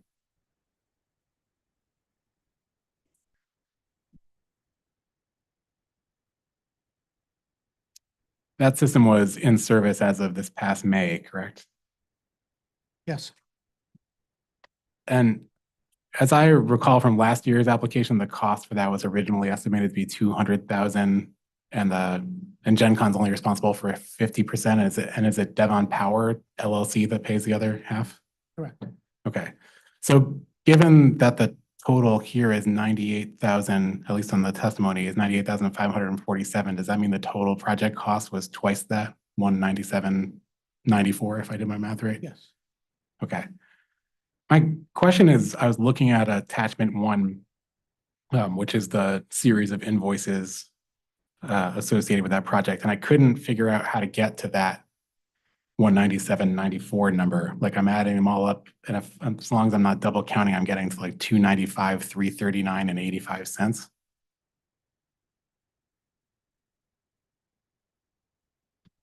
I'm sorry, which attachment? I'm just trying to. Yeah, it's the Capital Project 1, attachment 1 that was submitted with that. It's like 13 pages. So it starts with an invoice from Generation Bridge. Yes. So when I add all these up, like I said, I'm getting something like close to 300,000 rather than that 197,000 total. I was just curious why that is.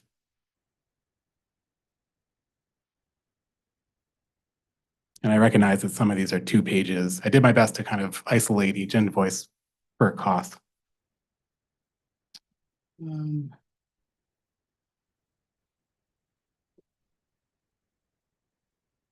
I guess the best way to answer that question is that I'd want to take a look at that and just some of the numbers which are appropriate and get you to the answer, because I think we reviewed it sufficient enough. We just presented all the invoices that were appropriate for this project. Sure, maybe would that be appropriate? Could you do that for the late file? That maybe just a breakout of that attachment 1 showing the costs in those invoices that are being sought for recovery? Would you prefer a supplemental to this particular interrogatory or? Sure. I mean, it can be, as long as I can ask you more questions about it at the late file hearing, I don't mind how you label it. Sorry, Attorney Wheel, the underlying interrogatory was what? It's Capital Project 1, attachment 1. It was in the initial application. Thank you.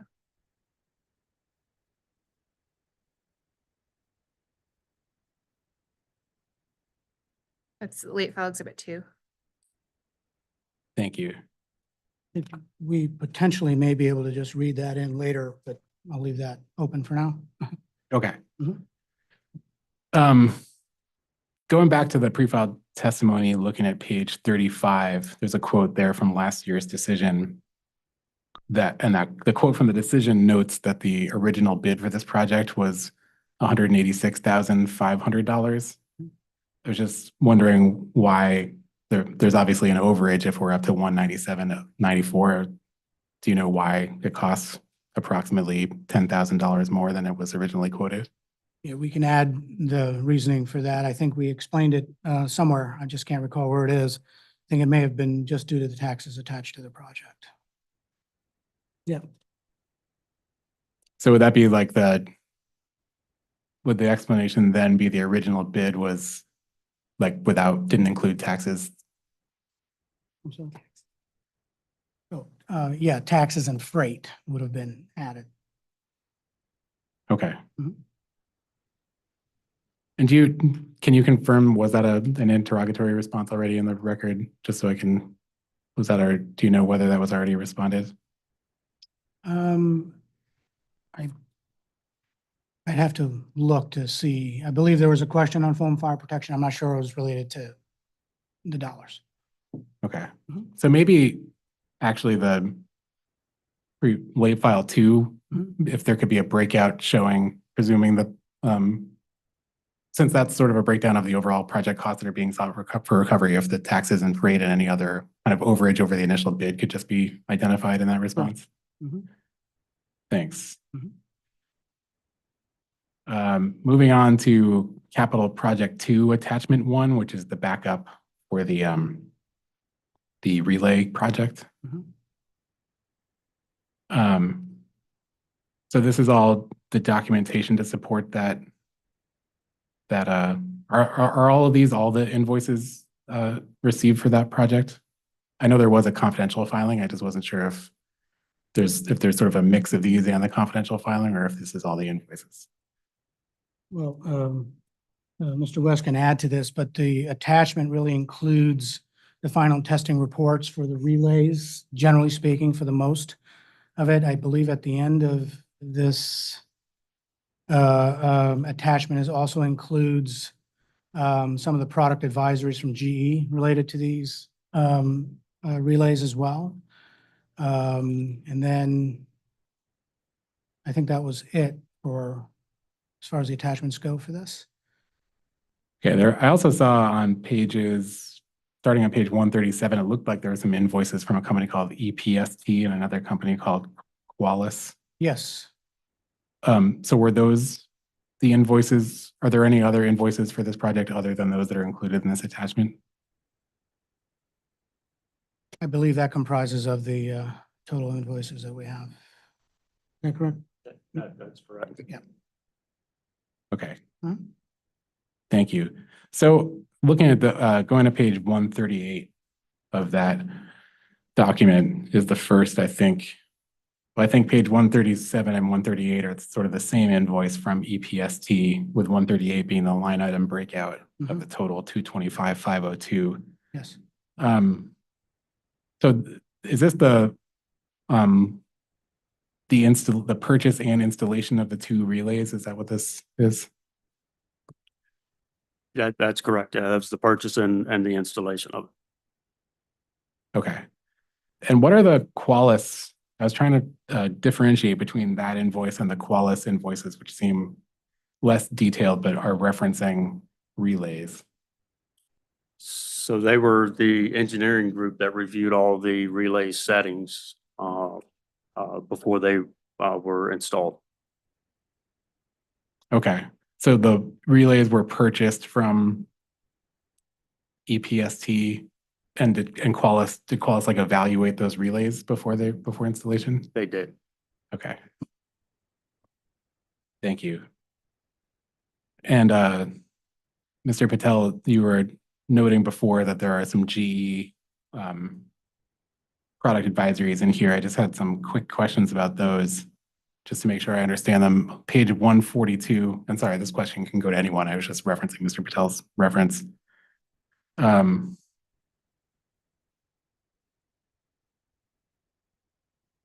Yeah, page 142 looks like it's providing notice as of 2013 that CPUs would no longer be manufactured or sold.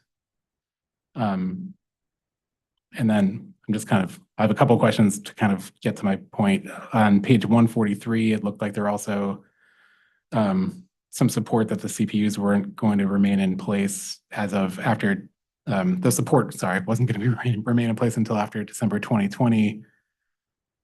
Then on page 145 through 46, it looked like that was an advisory pertaining to firmware.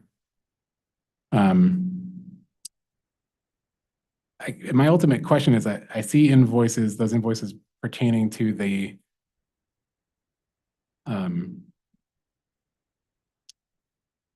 specifically pertaining to the relays, but I didn't see any invoices referencing firmware or CPUs. Is that all kind of part of the same work, or is? Yeah, that is all part of the relay project. I mean, there won't be any separate invoices for that. Okay. So does a relay have a CPU of its own? They do. Okay. And they have their own CPU has its own firmware? Okay. Thank you.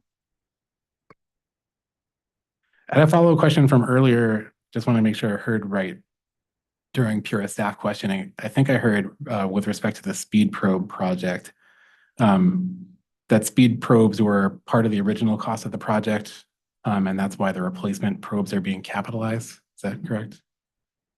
But I think I also heard that speed probes don't have an established useful life. Is that accurate? So as part of the original project, all of the capital that was associated would have been defined to have the useful life of 30 years.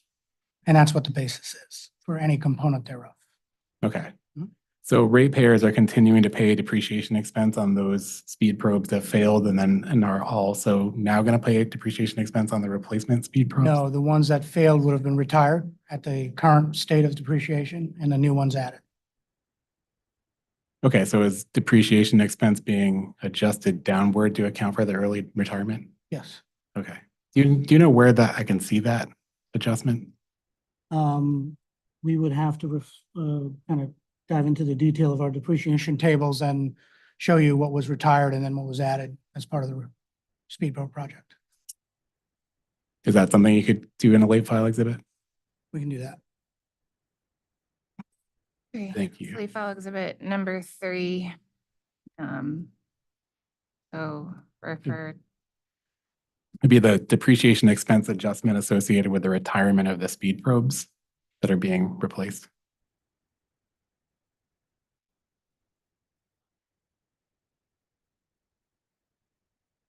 Okay, noted.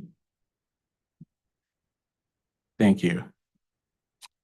This is sort of a follow-up to something Mr. Apollonia was asking, but the testimony on page 93 on line 16, it has a question that says, Pura's computation of the cost of capital most recently established in the 2024 decision causes substantial harm to GenConn's, well, it asks, I think, whether it causes substantial harm to GenConn's ability to access capital.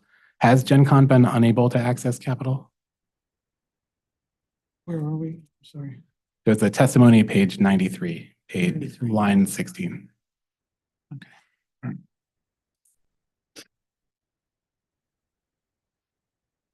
Which line are, access to capital? there. Okay, yeah. So any project, whether it be capital or expense, is supported by GenConn's cash flow. Right, so we don't necessarily go to the capital markets to borrow more money to do any project at the moment. So, but if we had to, there's 2 ways of doing that. One is to access the working capital credit facility in order to support, which then would translate into short-term debt, or go and borrow money otherwise. But historically and even today, we utilize GenConn's cash flow to support these kinds of projects. But if I may, there's something more. And that is, if GenConn were an independent standalone peaking generating facility whose only source of recoupment of capital costs were the revenues that it generates, and it was not a subsidiary of a much larger enterprise, the failure to be able to recoup a return on capital consistent with the market's expectations would be immediate and abrupt. And one of the reasons, the question was a good one. How has method 3, the residual method, affected the credit standing of the company? Part of the obscuring of that effect is the fact that it is a subsidiary of a much larger organization. But that normal process of being a subsidiary doesn't get in the way of the commission doing its work with respect to giving due compensation for the credit and the capital provided for the public service by the entity involved. And it's the company's position that I support that method 3 won't provide that. And the effect of that may not be immediate, but the damage to the credit of GenConn does come along with the market's knowledge, would or could, that there's not enough money there to pay for the initial installation when it came at the time of the outset of the enterprise. Thank you. And a follow-up on something you were just referencing a minute ago, Mr. Patel. Where does GenConn access equity capital from? Like who are we getting the equity capital from? From its partners, Okay, so that'd be from UI and the other Clearway. Clearway. Mhm.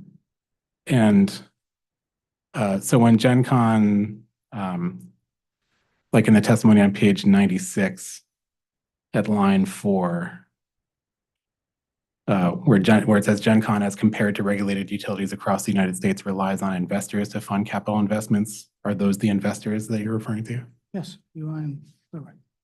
And where it says it's challenging to entice investment if investors conclude they're unlikely to earn a fair rate of return, the investors from whom GenConn's seeking to entice capital, would that also be the two partners? At the moment, yes, it's, the partners invested this equity capital at the outset of these plants. Has there been a need to further provide equity infusions over time? No. But that's not the expectation either, so.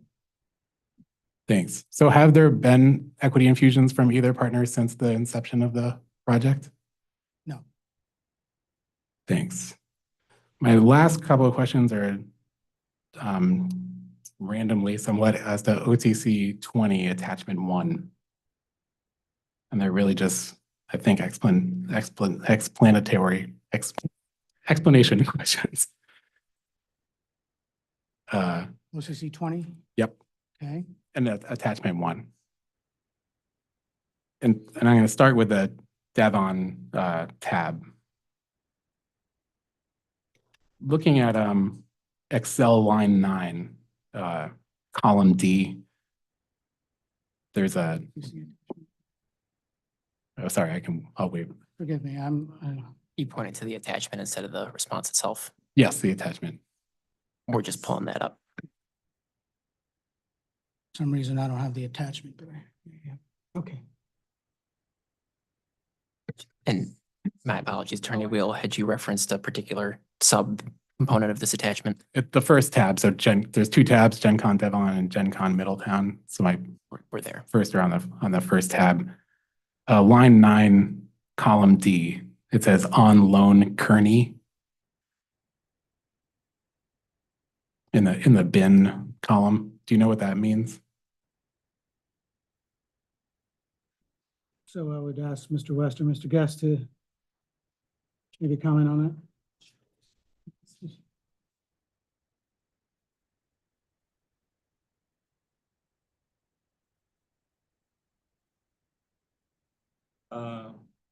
Yeah, well, so this is the bin location, right? Yeah. Yeah, we'll need to. My name is Josue Get. She can't hear you. Oh, sorry, the mic wasn't, yes, so, yes, so that's the bin location you're referencing, right? We will, need to get back to you on that. Okay, so maybe that could be lay file 4, is it, Chairman? Yes, sir. We'll leave file 4. And I have a couple more similar questions about this exhibit that I'll ask now, but they might, if they're also, it might make sense to just add them to the lay file. So I had the same question about row 324. There's the same label there on loan Kearney.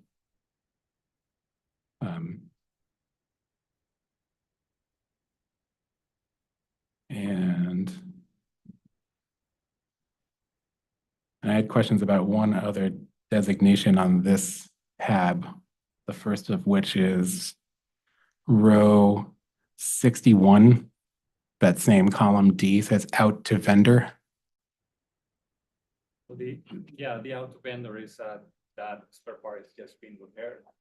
So when it leaves the warehouse, we just need to identify where the physical location of that part is not on our side, it's at the shop being repaired. Okay. And that's that's the case also for line 424, then with the same designation. Can we just check the microphone, please? I think the green's off. Can you hear me? Hello? Okay, I'm sorry. Yes, I didn't realize that. That was line 424. Yes. Yes.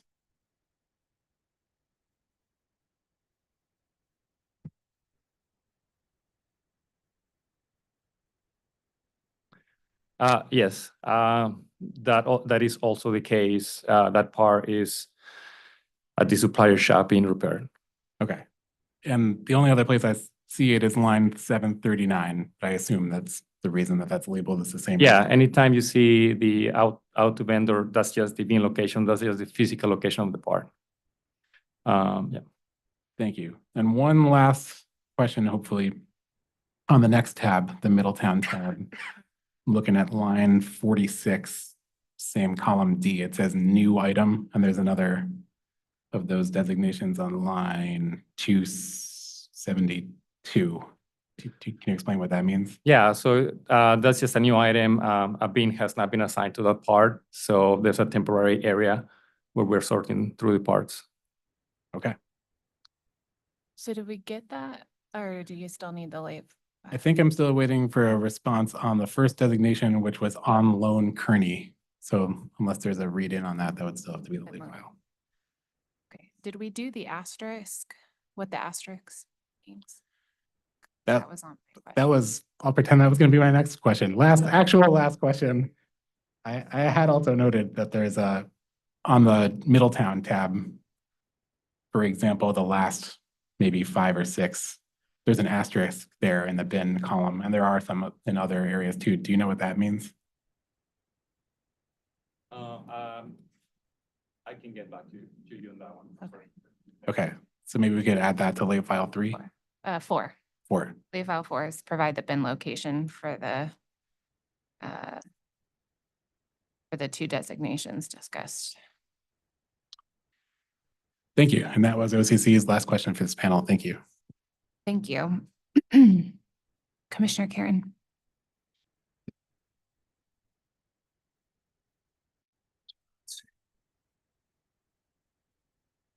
Mr. Malcone, you're just talking just a few minutes ago with Attorney Wheel concerning how the markets, the effect of the regulatory environment on the markets.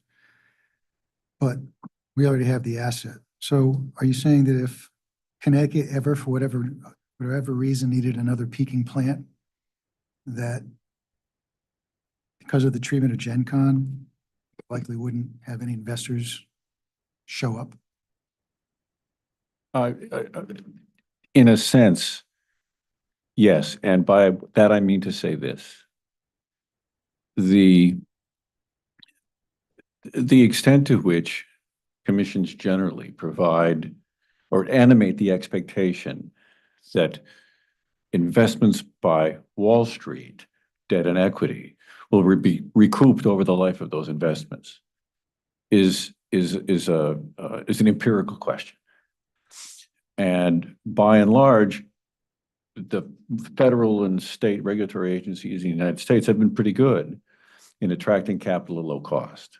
That's the reason why US prices for electricity are a third that they are in the UK and Northern Europe.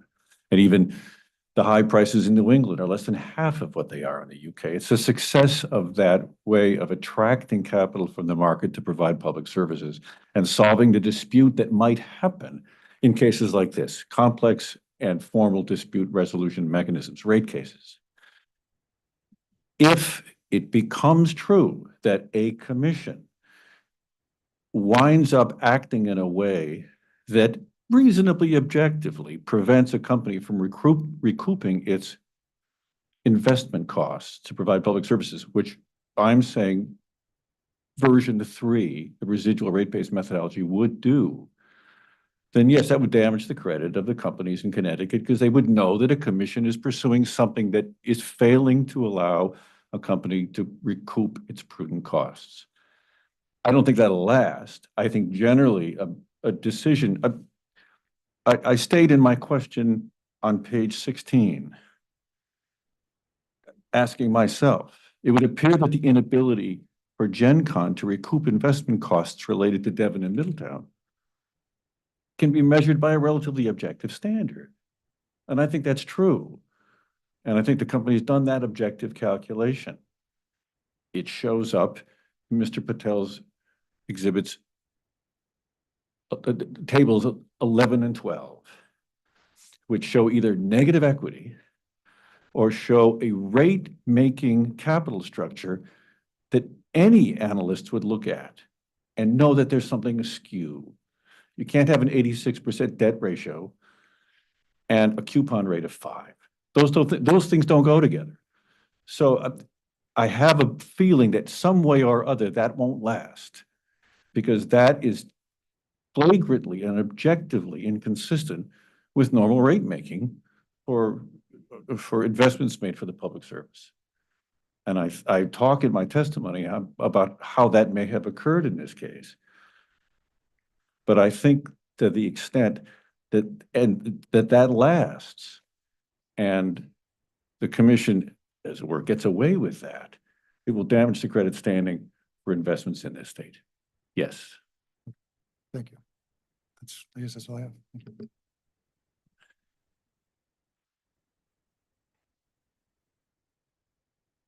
Can we refer to RRU 7, please?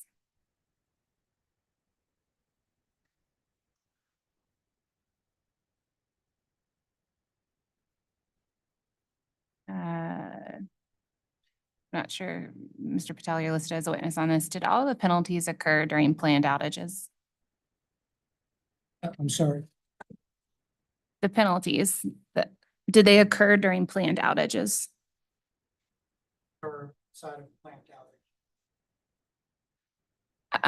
I'm sorry, I'm asking, I think, a slightly different question. Did they, I understand that they could occur at any time, but did the penalties that are referenced in RRU 7 occur during planned outages?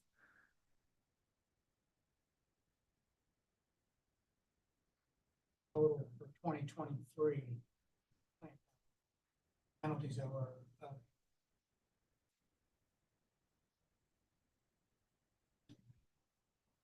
Okay, I'm sorry, can you turn your mic on, please? I'm sorry. Okay, so not all of the penalties occurred during planned outages. Do you have a delineation of which ones noted here occurred during planned outages? We do have the necessary detail month by month, if you will, when the penalties were incurred and what that related to. Okay, is that available in the record, or is that something that I could request in a late file exhibit? I think we can provide you a late file with that detail. Okay, thank you. So that would be late file number 5.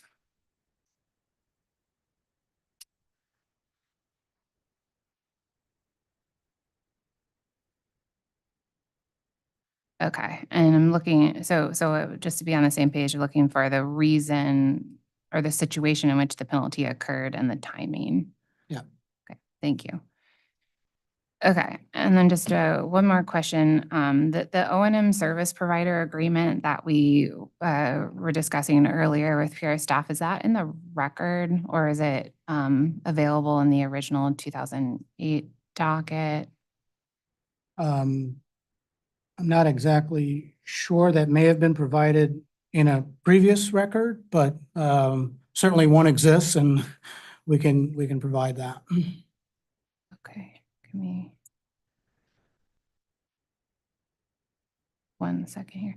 Okay, let's go ahead and if I can have that O&M agreement that was referenced earlier as late file exhibit number 6. Would you like, there's a O&M agreement for each plant. Yes, please.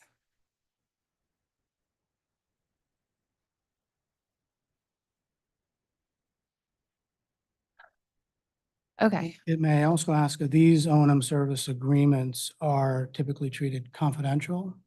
It's a commercial relationship between our two entities, kind of thing.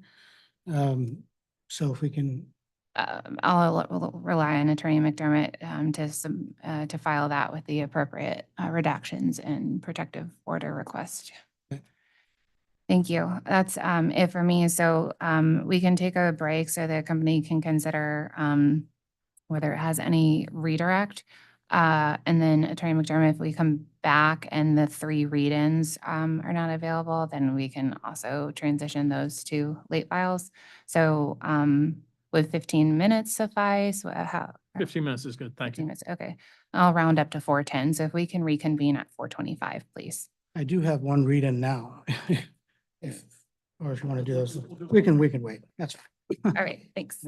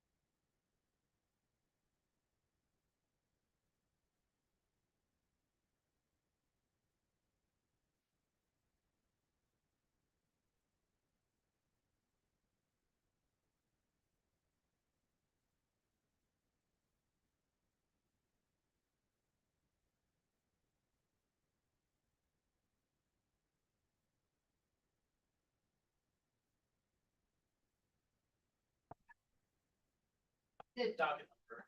Oh, It's 24/602. Sorry about that. That's all right. It's clear way, not clear water. I didn't know about that one until she said it. That's right, they did say that.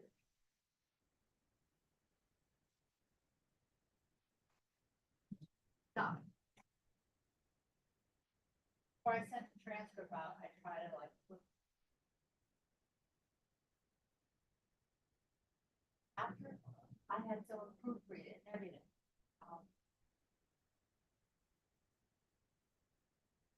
How do you just do that? Like, how do you? Yeah, Oh. yeah, yeah, so.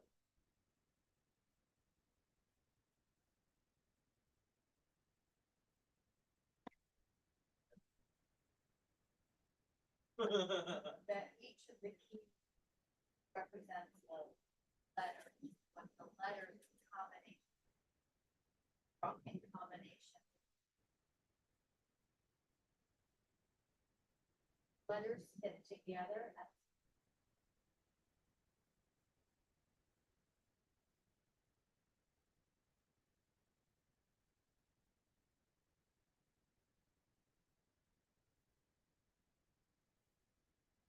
Vowel makes sense.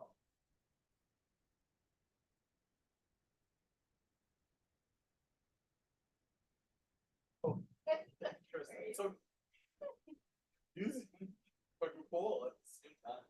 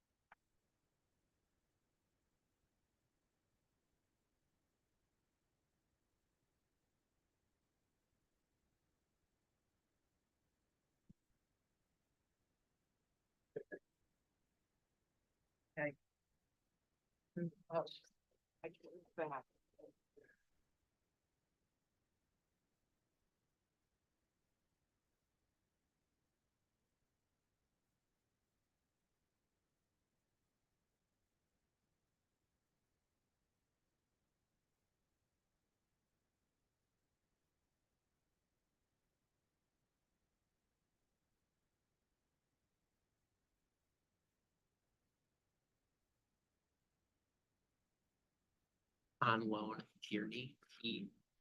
It was a reference in the document you pointed us to. Oh. I would not have known that otherwise. Cadwalader.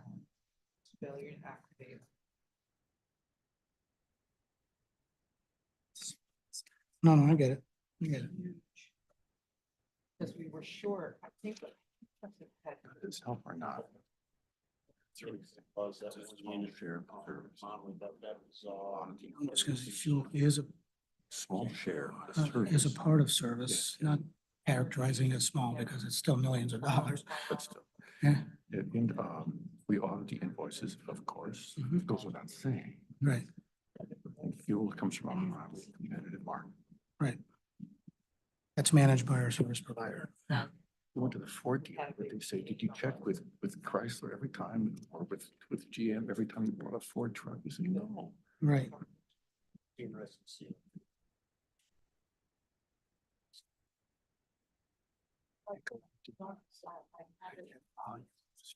don't have the same.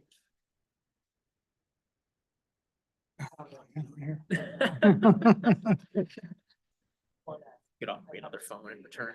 When I do things, I can put one.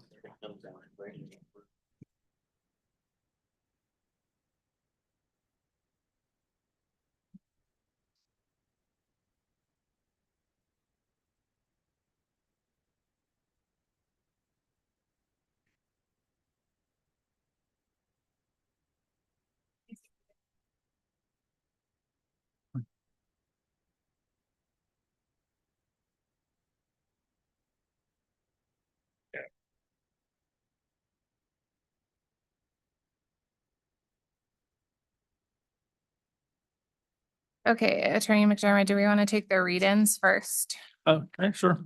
Unfortunately, I think we are only 1/3 successful. Reading Exhibit A, the written policy, we believe it's in last year's record, but we just have not been able to provide a site to you, so we'll have to take that as a late file.